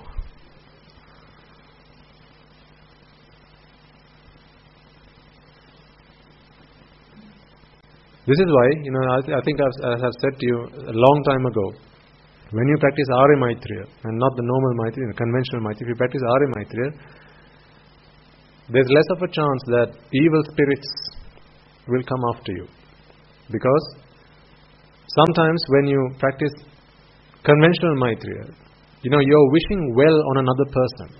You're wishing for another person to be wealthy, to be prosperous, to live happily. But there are other evil beings, evil spirits, who don't want for that to happen.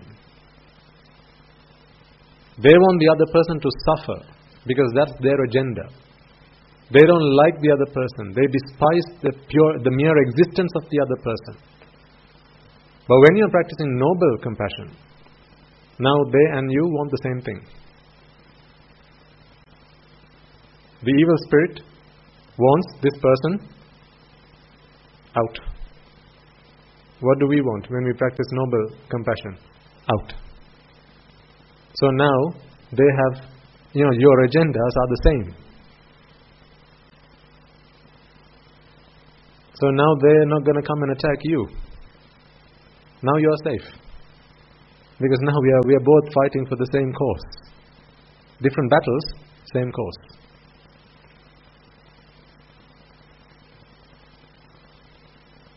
As I've been speaking to our monks lately, at the end of every meditation session that we do at the monastery, at this time, it's absolutely essential, ladies and gentlemen, and because only you can do this. This is why I ask you to do this. Only you who have an understanding of anicca dukkha anatta, who are on the path to becoming noble ones, or who have already become noble ones, can do the Arya Maitreya. For others, it's just words. Raga bandhane midetva,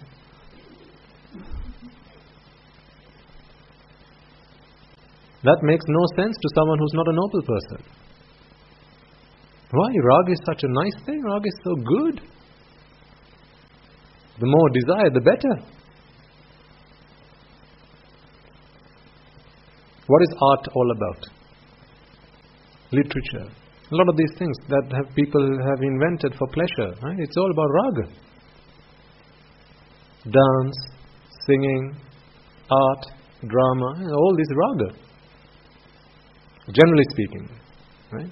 I have nothing against them. All I'm saying is, this is all forms of raga, igniting and adding fuel to the fire of raga within you.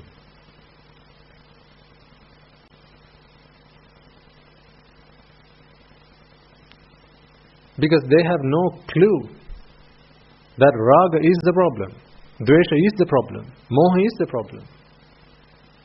And that problem lies within them, not in the outside world. They have no clue about that. So how can they practice Arya Maitri? How can they spread the blessings of Arya Maitri? They cannot do that, but you can. This is why I ask you on this occasion, as well as those listening to us online, if you have an understanding of Anicca Dukkha Anatta, if you believe that you have become a noble one, or you're at least on the path to becoming a noble one, at this time, this nation needs you. This country needs you. Much the same like the armed forces are taking up weapons, so do we. We have to take up weapons. We all must. Now they just have to cut that bit. What is our weapon? Maitreya. Arya Maitreya. I want you all to spread the Arya Maitreya like it's going out of fashion. Find time to do it. Your country needs you. Because all those people out there, people who we grew up with, people who shaped our lives, our teachers, and every day we sit down for meditation, we talk amongst ourselves and we remind each other, this is our parents out there, our brothers, sisters, uncles, aunts, nephews, nieces, grandparents, the postman who used to bring me my post every day. As much as our devotees, you, who come and feed us every day. So every day at the end of our meditation sessions, we spread Arya Maitreya, thinking about all of you and our parents and all those people who have helped us in our lives. And I want you all to do the same. Because, in a state of turmoil like this where no one has peace of mind, the only feelings that are now prevailing in people's hearts are anger, hatred, fear, and these are not positive feelings. When there are no positive feelings, positive emotions in people's minds, then this is all the vijnana that is being generated in people's minds. This is the force of black energy. This is the source of black energy. Evil forces, which will hinder us, you and us and everyone else, from attaining our goal, which is Nibbana. So we need to help ourselves as much as help our nation at this difficult time. They need our help, and they don't realize how much your help is worth, because they're not Aryans, that's why. If only they knew, they'd take all of you and put you all in a 5-star hotel, and then they'll get you to do Arya Maitreya every day. If only they knew. But they don't know that. The power of noble compassion exceeds the power of all weapons. This is the strongest force there is that can combat these evil forces. And only you can do it. Your country needs you right now. This is the time. Every card, throw it out there. Play every card right now. Beg your pardon, sir? Arya Maitreya. Anicca Dukkha Anatta, of course, when you contemplate on Anicca Dukkha Anatta, of course the Buddha says, if you contemplate on Anicca Dukkha Anatta, over the mere time it takes to click your fingers, that's more meritorious than practicing Arya Maitreya over the time it takes you to inhale the smell of a flower. So between contemplating on Anicca Dukkha Anatta and Arya Maitreya, because I think with Arya Maitreya, you can actually focus on something. You can because we talk about Sielu Loka, Sielu Satya, all beings in all worlds. Then you can focus your compassion. Anicca Dukkha Anatta, of course, that's something you have to do all the time. But with Arya Maitreya, you can actually focus your compassion. So when you start, if you're at home, for instance, start with everyone who's at home. May I and everyone who's at home with me, my family, may they be freed from desire, from the fires of delusion, from the fires of aversion. May they find refuge from samsara. So go through the Arya Maitri. And then think about everyone who lives with you in your hometown, in your local village, in that district, in that region, in your country, in this world, and in all worlds. Spread it out in that way. With anicca dukkha anatta, it's difficult to do it in that way. So the application of that can be a little bit more difficult. So this is why I say, understand anicca dukkha anatta and practice Arya Maitri. Particularly now, because this country needs it. And only you can give that energy. Either as a noble person or someone who's on the path to becoming a noble person. Others cannot give that. They don't have the capacity to give it. This is why it's important that you also play your part in this network marketing scheme. Because the more Aryas there are, remember, back then when we used to go and preach the Dhamma outside, every sermon ended with us doing the Arya Maitri. Every sermon. Whether it was at the BMICH or whatever remote village that we went to. Every sermon ended with Arya Maitri. At least for 5 minutes. Sometimes people didn't have a clue what those words meant.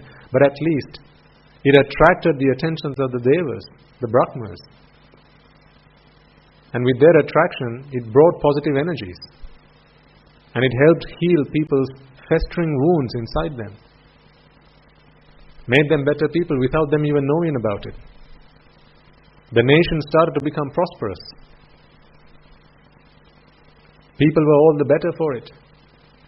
The country was healing until this happened. But it's as with all things, arises and passes away. That's the nature. So it would be foolish for us to say, this wasn't coming. It would be foolish for us to say something like this if we didn't see it coming. That's foolishness. Because all things must arise and pass away. If the Sambuddha Shasana is going to pass away, then what is this compared to that? This is nothing. The Buddha's dispensation is going to pass away in half the time, in as much time as it has prevailed. So if that's going to happen, that is the biggest curse on all beings. This only affects a few people who live in this country. So this is nothing compared to that. But even if that passes away, then we must expect that all things arise and pass away. So we saw it coming. And I think in previous sermons, Guru Hamad was talking about it, right? We be aware, these things are coming. Watch out. Because he sensed. And he said, the worst is yet to come. This is why I say, we have a duty to play at this point in time.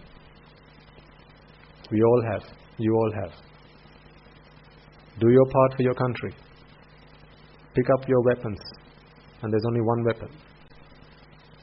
That is noble compassion. Spread it as much as you can. If you have a recording maybe at home, play it for 5 minutes. We don't need to think big. Think small. That's fine. Think small. Start with yourself. Start at home. Because every home were to do this, then the country would be healed. So we'll do it today as well. At the end of our sermon, we will do the Arya Maitri. And at the end of that, we will pray that may, through the power generated through this Arya Maitri, all those hearts out there who are suffering with regret, the loss and death and anger, hatred and fear, may they be healed, may they be placated and pacified. We need to do this at this point in time. So we'll leave that to the end of the sermon.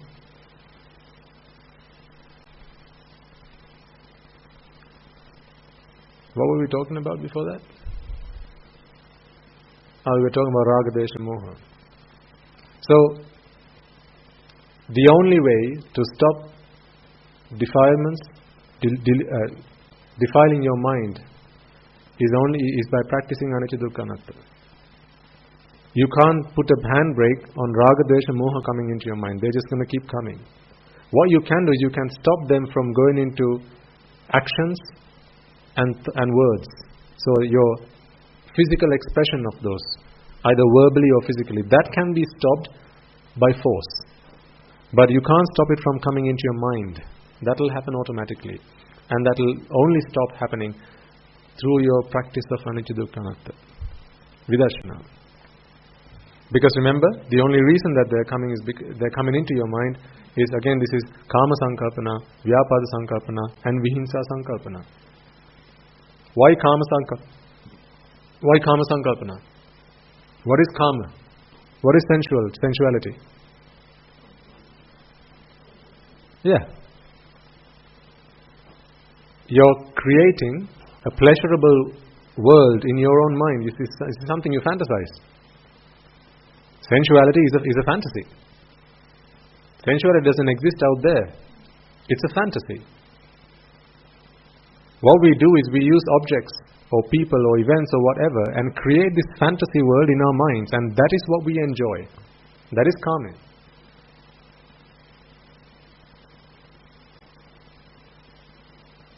And the reason that the Buddha said that kama or this sensuality is dangerous is not because it's not demeritorious. In your mind you are free to create this fantasy world and enjoy in it. That's not demeritorious. But the problem is, while you're in that world, time passes you by. Time in the real world passes by, and you're not fixing the problems in the real world. To offer you an analogy to that, it's much like, imagine you were burgled at home. So you're at home, you're being burgled. Someone jumps in through the window, you know it's a burglary. You've got CCTV and whatever, and you know that people have come in to your house. You can do one of two things.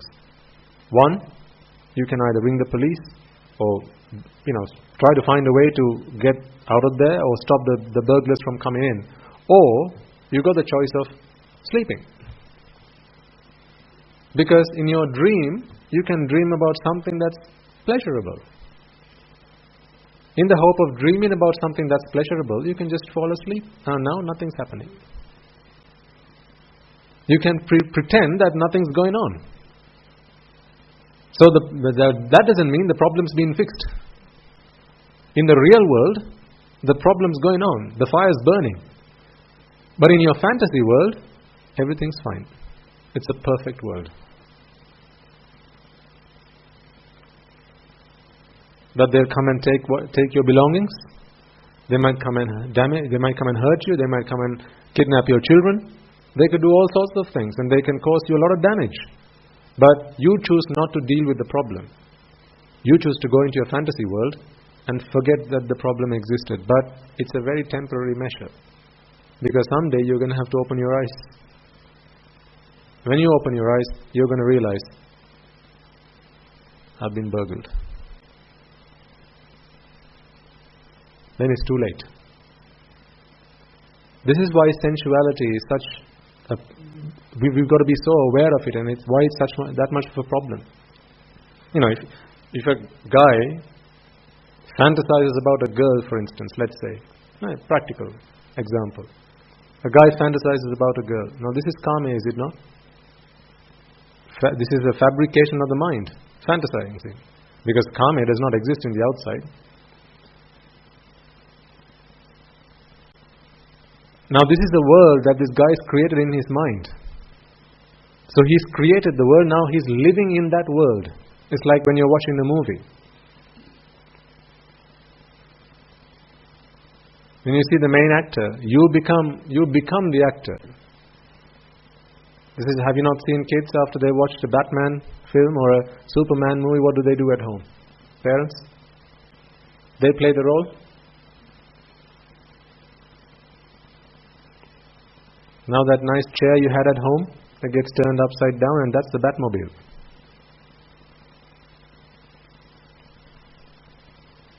Luckily so far they haven't felt like getting on the roof and trying to fly like Superman yet. Now that's all drushti, okay? That's all drushti. You can take their life if you're not careful. People have tried that. There are children who have tried Superman. They have tried Superman stunts.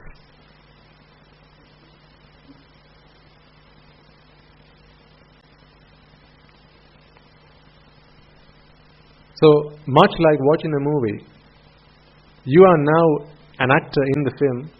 Like that, when you create this karma world, this sensual world, in that world, everything's to your liking.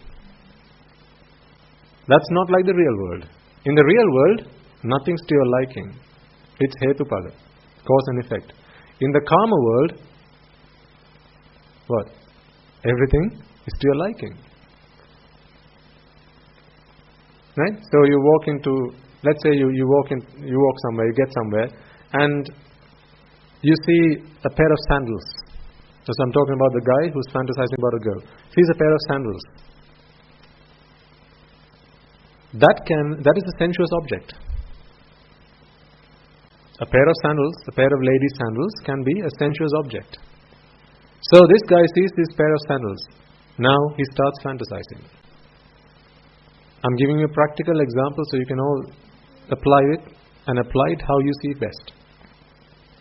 How it makes sense to you. So now this guy starts fantasizing. If he likes girls of fair complexion, then whose sandals are they? Fair. A fair girl's sandals. If he likes dark girls, now whose sandals are they? Dark girls. What if he likes girls with long hair? Well, the same goes. But he hasn't got a clue whose sandals they really are. But that doesn't stop him from fantasizing. So now this sensual world has been created in his mind. So actually when he walks in through the door, he's expecting to see the person that he has fantasized about. That is who he expects to see. That's why if you see, for instance, let's say you're at a desk, someone extends their hand. You can only see the hand and say the first half of their arm, not the rest of it, right? It's the nails have been painted red, crimson red, fair skin, and there's no hair on the hand or the arm. Immediately you're thinking, oh, beautiful girl. Now they remove the veil, or they remove the block, the barrier that's in front of you, and it's just a man's arm. He was just pretending, he was just an actor. The rest of it is that of a man. But that didn't stop this guy from fantasizing.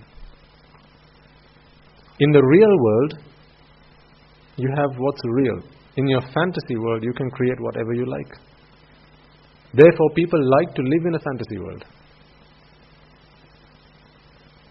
People like to live in a fantasy world. This is why they go through this sensual business of fabricating this karma loka. This is why people like to do it, because in the fantasy world, in the karma loka, things are how you like it to be.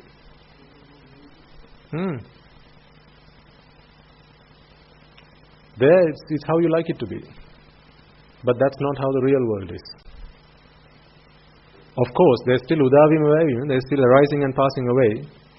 Right? So, of course, even in your fantasy world, a rise and passing away of the mind still happens. So this is why the karma world, you have to keep fabricating, you have to keep doing abhisankara and creating it. So the moment you come back to the real world, you have to go back. If you want to go back to the fantasy world, you have to create it by you doing abhisankara. That's only an imagination. But people like to do it because there, it's to your liking. Not the fact that arising and passing away doesn't happen, but the outside world objects are to your liking in that world. And you can create whatever you like in your fantasy world. Whatever age you like the girl to be, she's going to be that age in the fantasy world. Can you all not drive a Bugatti Veyron in your fantasy world? Of course. All I have to do is 3, 2, 1, close your eyes. And you are driving a Bugatti in your fantasy world. You will tell me how it feels. You can tell me what color it is, can't you? But you'll all have a different color. You can tell me it's got leather seats. You can even tell me how it smells. Does it smell pine? Or does it smell rose? You can tell me. But can you see a Bugatti anywhere? No, because you have created that in your own world, in your own mind. This is the fantasy world. The problem with the fantasy world, the problem with the karma world is that you live in a world. It's like the Matrix. If you watch the film Matrix, in the real world, people age and people die. In that world, there's no aging, because you don't like aging, so you don't have to add that bit into the film, into the fantasy world. You can make it up with whatever you like. Leave the bad bits out, put the good bits in. Because you're the director in the fantasy world. In the real world, karma is the director. Karmic energy is the director in the real world. In your fantasy world, you are the director. Your vijnana is the director there. So you get to say cut, you get to say repeat, you get to say whatever you want. But that's dangerous. The reason that's dangerous is because while you're there, life in the real world passes by. Why do people go into the fantasy world? It's because the real world is painful. The real world is torturous. Some people like to sleep all day. Why? Because then you don't have to deal with the problems of the real world. You don't have to go to work. You don't have to cook. You don't have to wash. You don't have to clean. You don't have to do any of these things while you're asleep. So people just like to sleep all day. Because when you wake up, now you have to deal with real problems. So cowards like to sleep all day. Because while you're asleep, you're not actually fixing the real problem. You're plastering over it. And that is what karma world is. This is exactly what the karma world is. Create your own world and live there. For as long as you keep creating it, you can be there. If you're an 80-year-old granddad, in your karma world, you can be an 18-year-old young boy. And you can be surrounded by 80 virgins. In the karma world. But in the real world, not a soul will come your way. See, in your karma world, you can create whatever you like and enjoy it. But in the real world, time is passing by, your clock is ticking, and you're moving every second to your inevitable death. Remember, the reason you created the karma world was because you didn't like the real world. To fix the problem in the real world, first you have to set foot on the ground. You can't fix problems on the ground from the International Space Station. First you have to come back onto ground, put your foot on the soil, and then start working on the problems. This is why the karma world is such a problem. Yes, madam.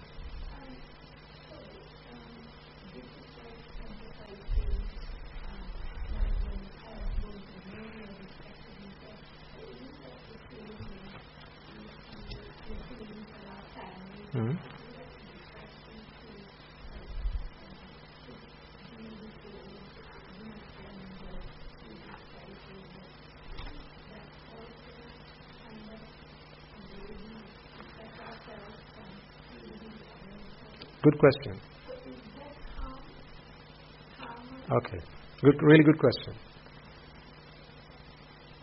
When you help your family out or help someone who's in distress, right?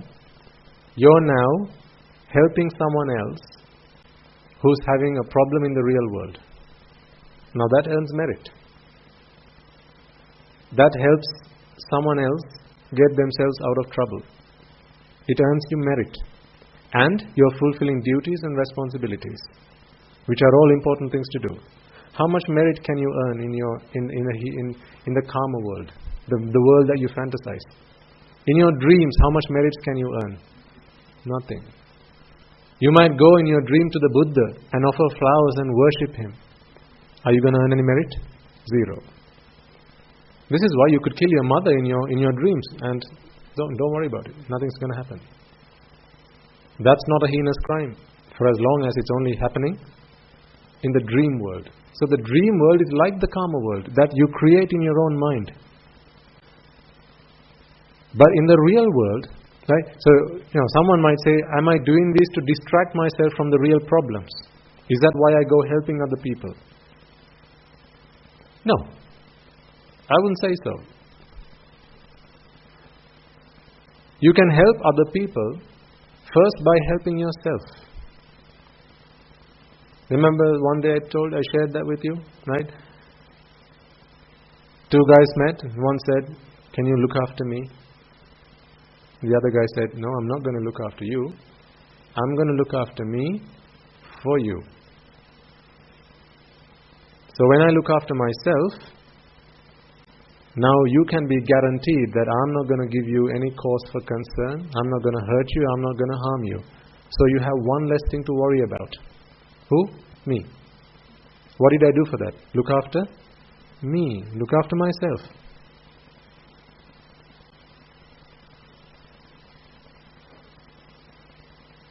But when we understand that the problem is purely on the inside, and if, say, for example, let's say one of you is a counselor, right? And you like to counsel other people, you like to help other people. If they've got problems, what do I do? On a regular basis, what you've expressed there, madam, is on a regular basis my job. Helping myself and helping other people to the extent that I've helped myself. I can't help you any more than I've helped myself. Does that make sense? I can't help you any more than I've helped myself, because I don't know any more than that. So the best way to help you is first help myself. To the extent to which I have helped myself, I can help you. So if what I know to be happy, to help myself, is earn a lot of money, this is what we used to think was the done thing. Then what did I tell other people? I taught them to earn money.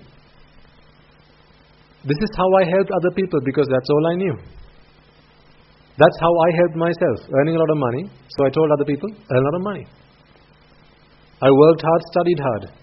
So I told other people, work hard, study hard, because that's how I've helped myself.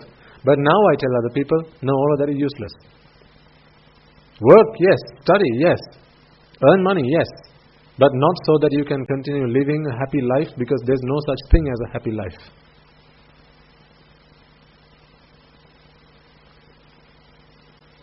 There's no such thing as live happily ever after. To be happy ever after, you've got to stop living. So now that is what I share with them. So in your lives, if you find the time to go and help other people, it might be just helping a granny cross the road. Or might be going and helping, spending some time with an elderly person. Right? In some countries, they look for that companionship. Because when people grow old, unlike our culture and our customs, some people, they just get left alone to fend for themselves. No one to talk to. Rodda. Remember Rodda? Completely discarded from society. Because they've taken everything that they could while they were young, healthy, and now it's just trash. Watch out. I'm not just talking about someone there. Right? We've got to be careful, because our culture is slowly changing for the worse. All our customs that we used to have, part of the great parts of our culture, respecting adults, looking after them, all that's disappearing, sadly. And of course there are people listening to this online, and in other countries this is happening at a much faster rate than it is here. So I'm not necessarily talking about somebody else. Imagine yourself in that situation. So in some countries, people do that. They go and spend some time. They volunteer by going and spending some time with an elderly gentleman or with an old lady and just talking with her, spending some time talking about what she likes to do, things like that. Right? But we do know now, don't we, that that's just plastering over the problem. Why do people feel lonely?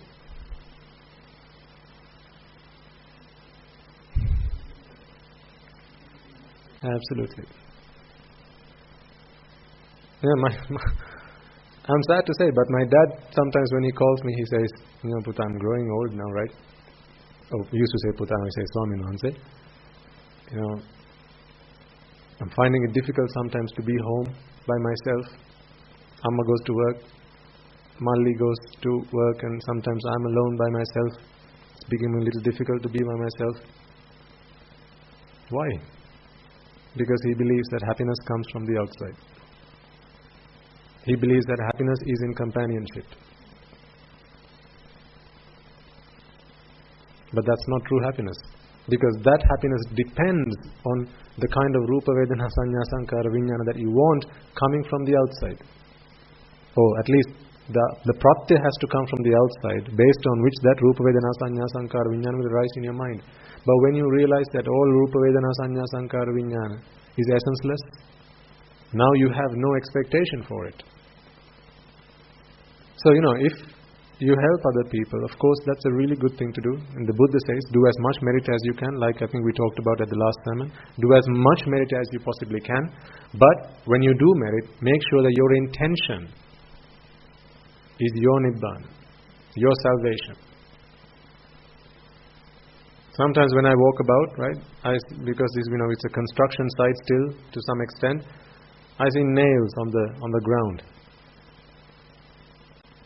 So what I do is I always pick it up and I put it away so that someone doesn't tread on it and hurt themselves. But when I do it, I make a determination.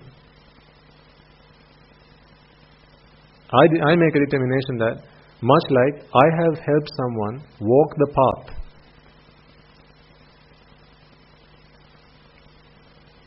without obstruction, I have freed the road of obstruction for somebody else. May I be able to travel the path to Nibbana free of obstruction. And if someone spots an obstruction that's in my way, may they come along and help me remove that obstruction from my path. So you see, I'm doing something worldly, but in doing that, I'm hoping for something that is supramundane. So do things like that. You might offer a meal to somebody. Before your understanding of the Dhamma, you just gave it because people are hungry, right? Poor people. It's sad that there's poverty in this world, so we must give as much as we can so everyone can be happy. But now it's a different purpose. You're doing the same thing, but different perspective, different purpose. Now you're giving in the hope that as I'm feeding someone and helping them with their hunger, may this meritorious deed help me with my Nibbana. So the way it's going to come and help you is that maybe there's a time when you're listening to the Dhamma and you're starting to feel a bit hungry. Normally that is how you might feel. But as a result of the merit that you did, that hunger is not going to come to you at that moment in time. So you can focus on the meditation, you can focus on the sermon without the hunger distracting you. Because if you're hungry, there's no point in actually talking about the Dhamma. Even plenty of occasions where someone came along to listen to the Buddha's teaching. The Buddha said, no, first go, have a square meal, come back and then we'll talk. Because when there's physical pain, it's difficult to contemplate on the Dhamma. And this is why Guru Swami Maharaj says, if you are young, if you are still energetic, if you have youth on your side, then come. Don't wait until you are old and frail and difficult to look after yourself. You can't keep yourself up. You can't sit up straight. You become bedridden, right? Because when those things start to happen, when your high blood pressure always keeps bothering you, right? When you're hard of hearing, when these ailments, these physical disabilities start coming your way, as it will for all of us, when they start coming your way, when you start getting backaches, right? Then your mind is always going to shift your attention from what is being said, your contemplation of the meditation, to the physical pain that you're experiencing, and that's going to break your attention.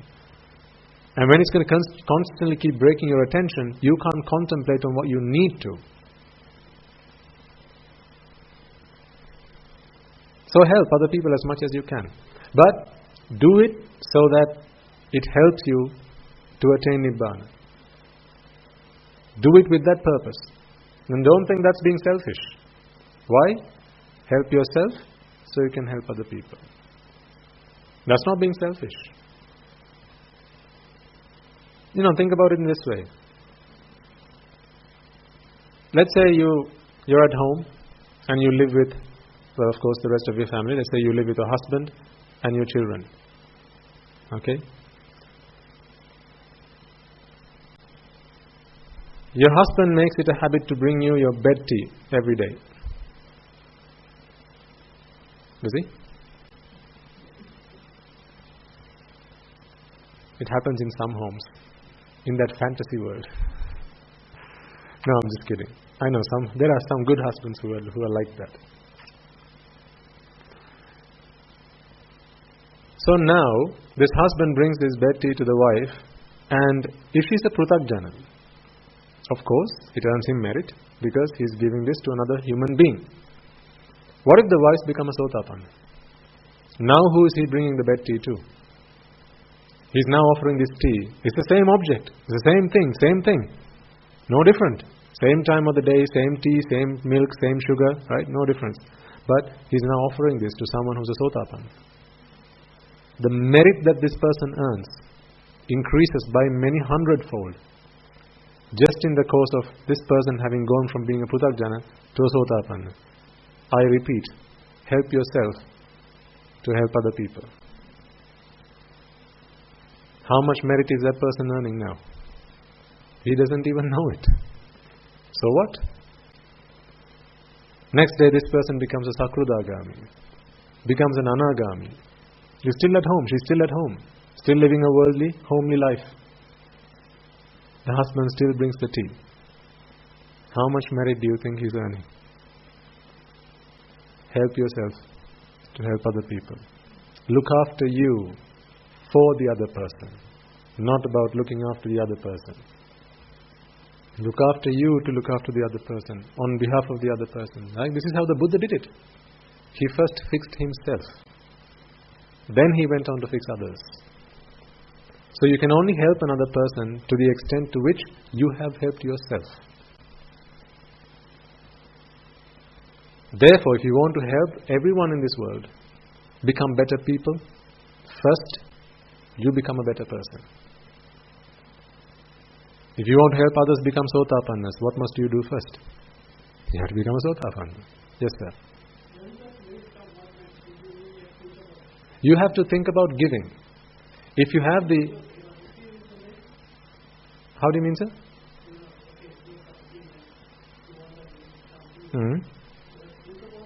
No. It comes automatically. When you have created the samanantara, the anantara comes and drops at the right moment. So we don't have to, what you can do is you can make a determination. So, sometimes this is why at the beginning of all sermons, what do we say? Make a firm resolve, right? Through the course of this sermon, if there are any gaps in your understanding, may through the course of this sermon you be able to fulfill those gaps. We make that determination at the start of every sermon. So when you make that resolve, if there is any chance that you can influence your karmic energy to help bring whatever forces that might be out there, all the merits that you have ever done in samsara, because this is when you need it, not when you are crossing the street. This is when you need merit. This is when you need to focus all the merits that you ever done in samsara to help you cross this bridge to attain the margapala. So actually, I'm thankful that you asked the question, because there was something I wanted to tell you and I forgot it through the course of the sermon. So thank you for reminding. I'll say it to you now. Before you start to meditate, from here on, before you start to listen to the sermons, whatever merit you have done throughout that day, do a transfer of merits before you start the sermon. In your mind, do it. So I'm not going to be sitting here and doing a transfer merit, because it's going to look unconventional and people might start wondering what the hell's going on. So I'm not going to say it, but I want you to do it. Do a transfer of merits in your mind of all the merits that you have done through the course of the day, or the week, or whatever merit you can think of. Or if you like, throughout samsara, all the merits that you have acquired throughout samsara, do a transfer of merits before you start the meditation session, before you start listening to the sermon. Why? Because if there are beings out there who can help in any way, shape or form, who can help you create the samanantara in some way, Maybe remove distractions. They'll do what they can. One might ask, how do we know they're there? No, don't worry about that. Attachment is the cause of vexation.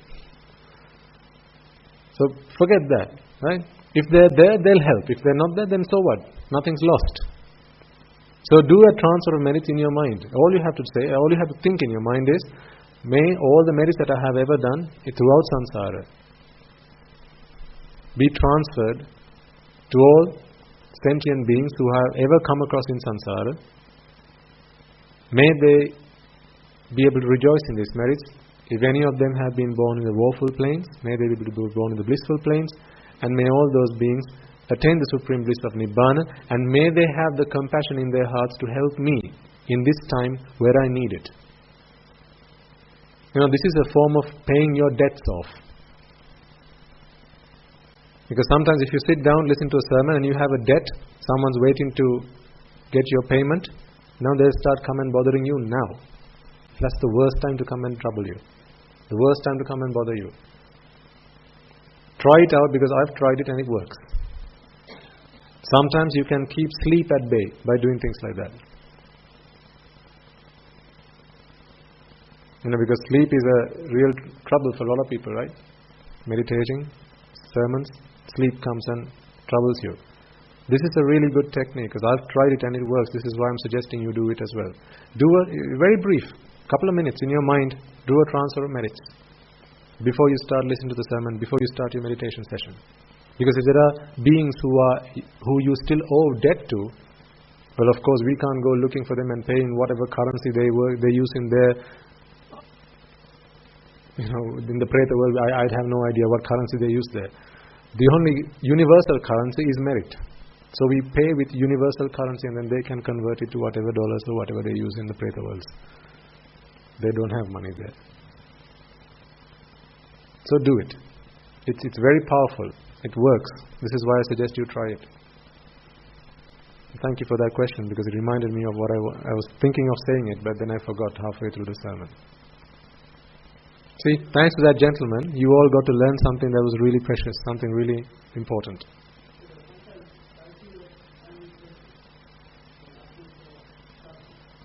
Ask him for... No, you've done your karma.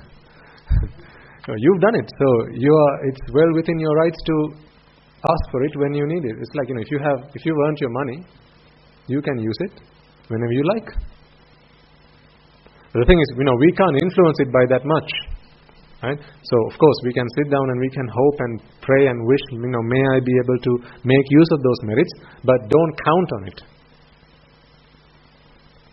I wouldn't say count on it, right? But every card we've got to play, because this is the time where we need it most. Whatever card you have, play it. So if that helps in some way, then let's do it. Why not? Nothing to lose and everything to gain. Okay, I think it's time.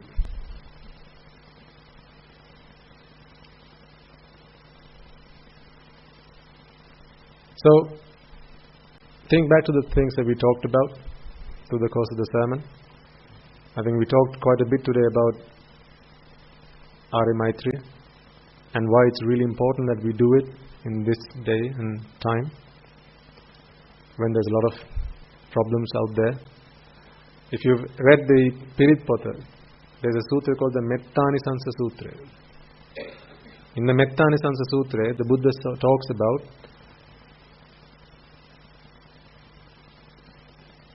the anisansa, or the rewards of practicing Maitreya.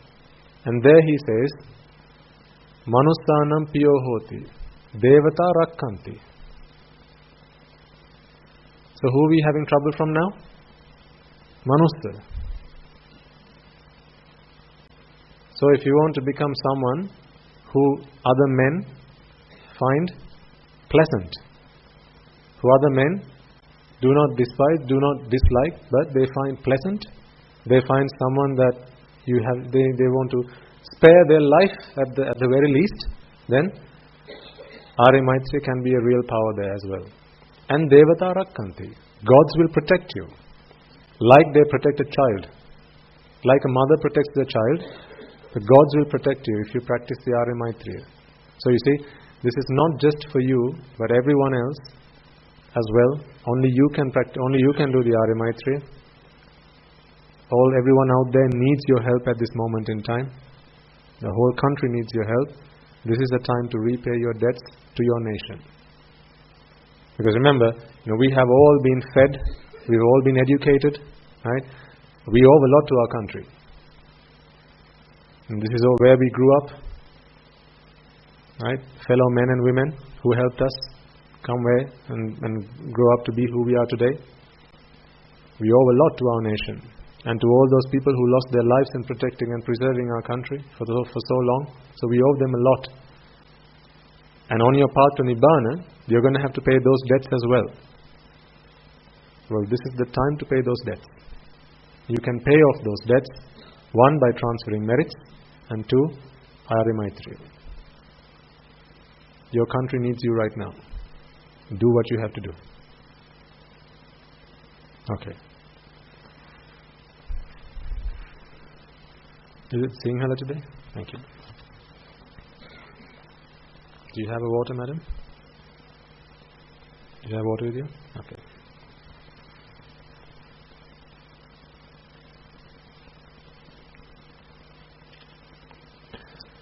Okay, so before we conclude then, let us spread noble compassion to all sentient beings, thinking for a moment of all those men and women in our country whose hearts are today on fire with anger, hatred, resentment, suffering from loss and through fear. Be their friend or foe, wherever they may be, whatever race, whatever religion they might believe in, man or woman, adult or child, wherever they are, whoever they may be, may they all be able to be pacified. May those fires that are burning in their hearts be placated with the loving kindness that we are all about to expound. Mamada siyalu loka siyalu satmayo sansara dahayen midetwa sansara rogayen midetwa sansara bhayen midetwa sansara ginnen midetwa Nibbana parama sukhayen sukhitatar vetva Nibbana parama sukhayen sukhitatar vetva Nibbana parama sukhayen sukhitatar vetva Mamada siyalu loka siyalu satmayo raga bandhanayen midetva dvesha bandhanayen midetva moha bandhanayen midetva Mara bandhanayen midetva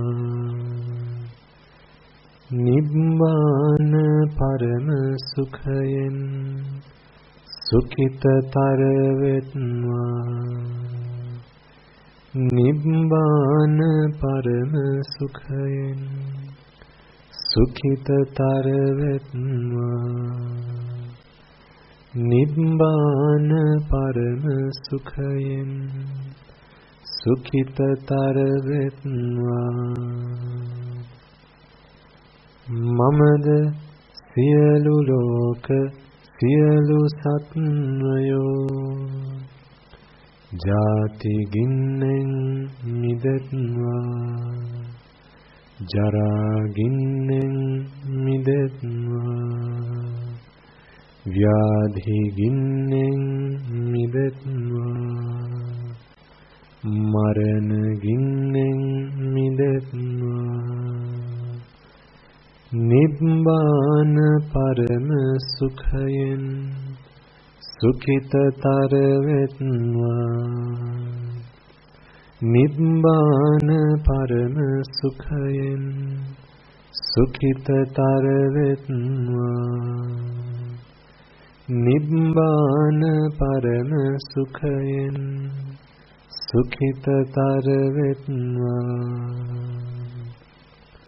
මමද සියලු ලෝක සියලු සත්වයෝ ශෝක ගින්නෙන් මිදෙත්වා පරිදේවයෙන් මිදෙත්වා දුක්ඛ ගින්නෙන් මිදෙත්වා දෝමනස්සයෙන් මිදෙත්වා උපායාසයෙන් මිදෙත්වා යම් පිච්ඡං ලබති තම්පි දුක්ඛයෙන් මිදෙත්වා සංඛිත්තේන පංචෝපාදානස්කන්ධයෙන් මිදෙත්වා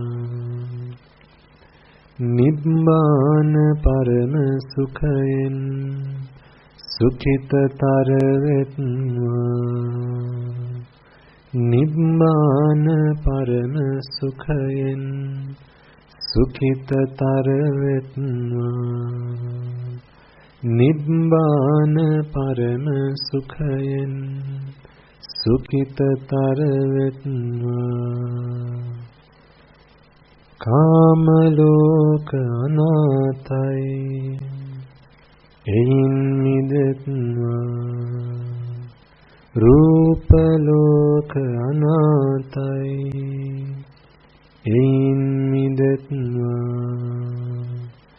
අරූප ලෝක අනාතයි එයින් මිදෙත්වා සියලු ලෝක අනාතයි එයින් මිදෙත්වා අතහැරීම නාතයි අතහැරීම වෙත්වා නොඇල්ම නාතයි නොඇල්ම වෙත්වා මිදීම නාතයි මිදීම වෙත්වා නිවනම නාතයි නිවනම වෙත්වා නිවනම නාතයි නිවනම වෙත්වා නිවනම නාතයි නිවනම වෙත්වා නිවනම නාතයි නිවනම වෙත්වා නිවනම නාතයි නිවනම වෙත්වා නිවනම නාතයි නිවනම වෙත්වා.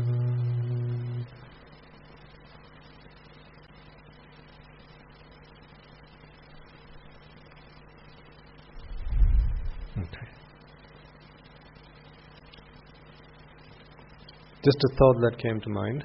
I don't know why and where it came from, but it just did. Maybe someone needs it. If you have a Buddha statue at home, most of you will, some may not. If you have one at home and you are not in the practice of doing this, then I suggest you do it. It's something I used to do, and we do it every day now at the monastery, because we do it at the monastery anyway. But as a lay person, I always used to do this. You know how you wake up in the morning and go get yourself a cup of tea? What I used to do, or what we used to do at home, my wife and I, is get a hot water into a little cup or a glass or some kind of suitable container, and then we offered it to the Buddha. So that was the first thing that anyone in our home consumed, and that first item of food or water or whatever was offered to the Buddha, to the Buddha statue. And if we made tea, then there was a tea that was made for the Buddha as well. And actually what we did was, whenever we had a meal, the first portion of that was also offered to the Buddha at home. So I don't know where it came from, a thought crossed my mind. So I thought I'd share it. There must have been a reason why it came to my mind right now. If you don't do it, then I suggest you do it. When you offer a meal, of course one might think, well, it's just a stone statue, who's going to be eating it? What a waste. Don't think of it like that, because it's not the statue you are offering it to, it's the virtue, it's the greatness, the qualities of the Buddha to which you make that offering. You know, it's like if you have a photo of your deceased parents at home. You know, some people, they put a garland around it. Why? It's just a photo. It's not to the photograph you're putting the garland on, right? It's to their memory. It's to their greatness of your parents. It's because they were your parents. That's why you make that offering.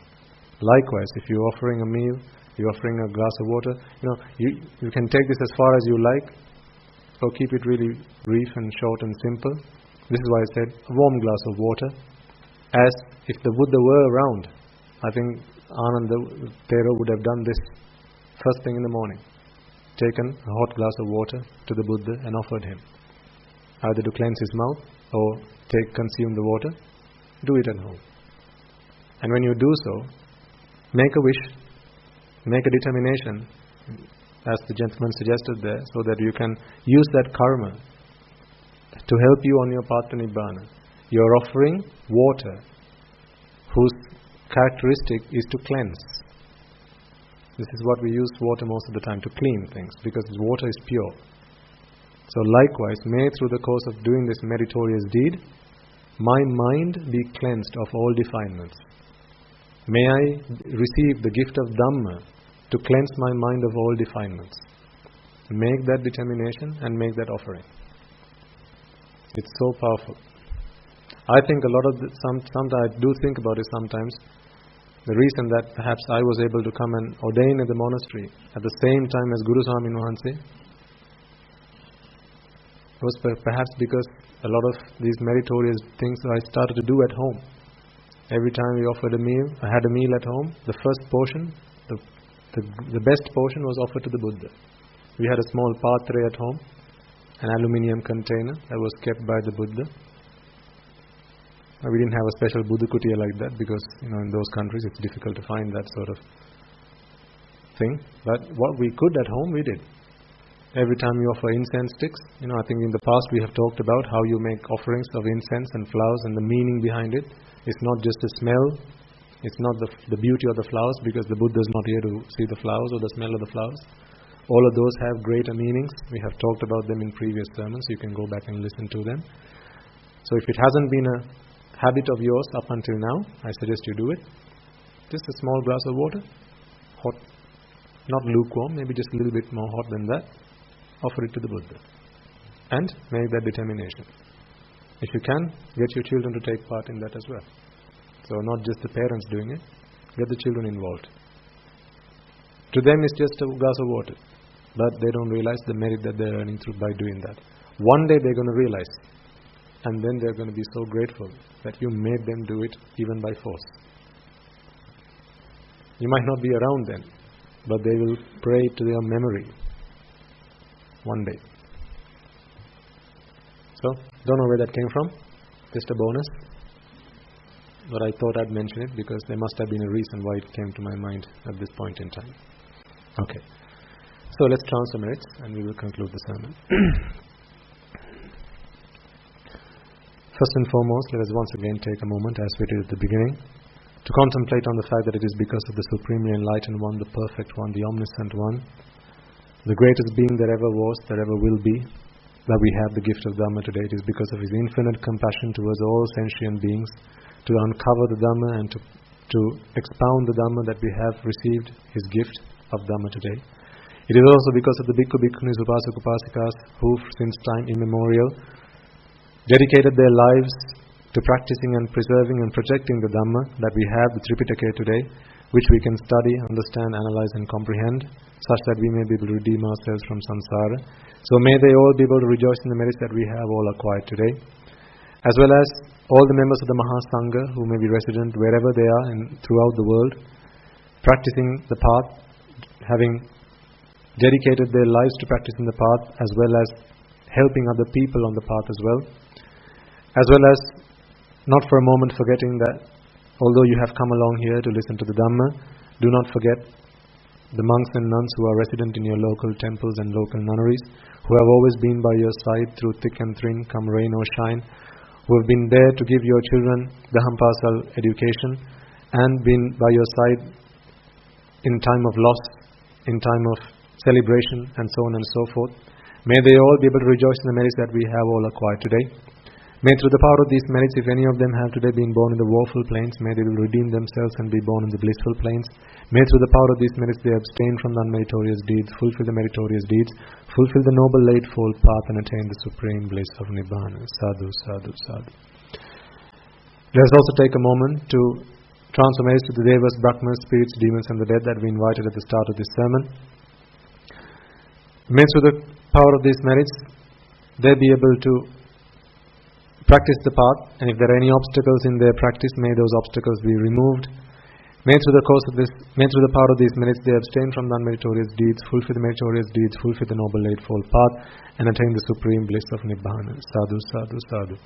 Let us also take a moment to transfer merits to all beings who you have come past in samsara, mothers, fathers, brothers, sisters, uncles, aunts, nephews, nieces, grandparents, teachers, co-workers, and so on and so forth, anyone and everyone who might have helped you in any way, shape or form, be that by offering you a glass of water, perhaps by sharing your fears, sharing your worries at a point in your life when you needed it, those men and women who have shaped your life such that you have become the good citizens that you are today, may they all be able to rejoice in the merits that you have all acquired today. May through the power of these merits, if any of them have today been born in the woeful plains, they be able to redeem themselves from the woeful plains. May through the power of these merits they abstain from the unmeritorious deeds, fulfill the meritorious deeds, fulfill the noble eightfold path, and attain the supreme bliss of Nibbana. Sadhu, sadhu, sadhu.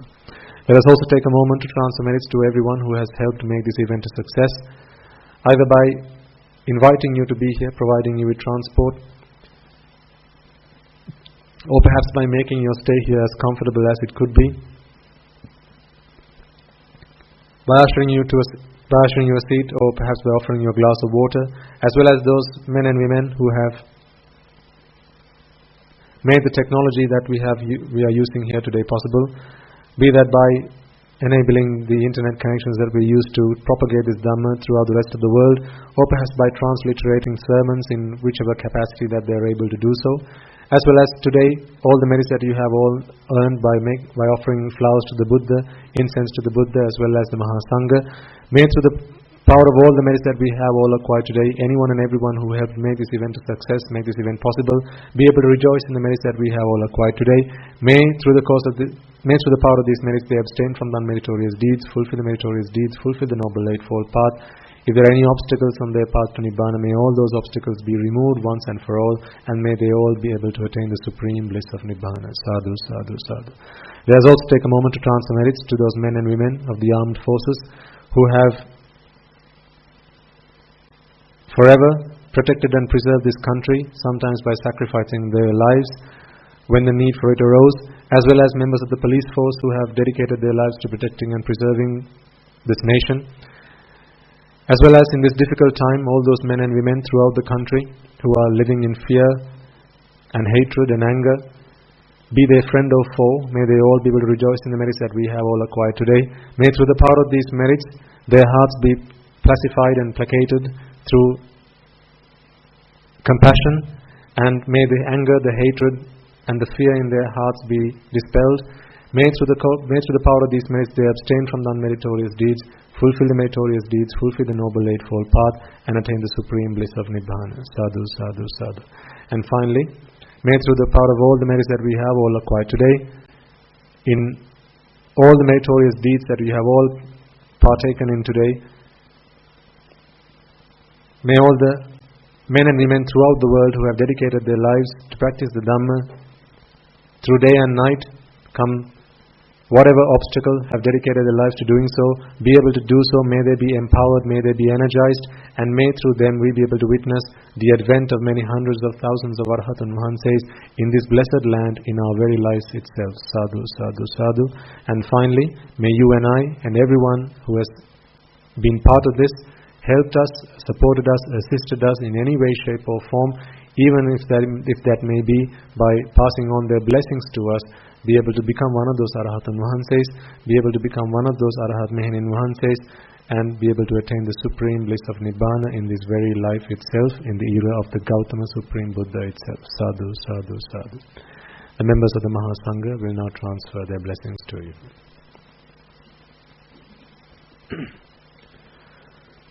Raga ginnen nidetva, Dvesha ginnen nidetva, Moha ginnen nidetva, Nibbana parama sukhayen sukhitathara vetva, Nibbana parama sukhayen sukhitathara vetva, Nibbana parama sukhayen sukhitathara vetva, Mamada siyalu loka siyalu satmayo, Nibbana parama sukhayen sukhitathara vetva, Nibbana parama sukhayen sukhitathara vetva, Nibbana parama sukhayen sukhitathara vetva. Tunuruwange suvisi ananta maha guna belen silu loka silu sattayoma Nibbana parama sukhayen sukhitathara vetva. May I and all beings in all worlds be freed from the fires of desire. May I and all beings in all worlds be freed from the fires of aversion. May I and all beings in all worlds be freed from the fires of delusion. May I and all beings in all worlds attain the supreme bliss of Nibbana. May the noble triple gem be with you all forever. Sadhu, sadhu, sadhu.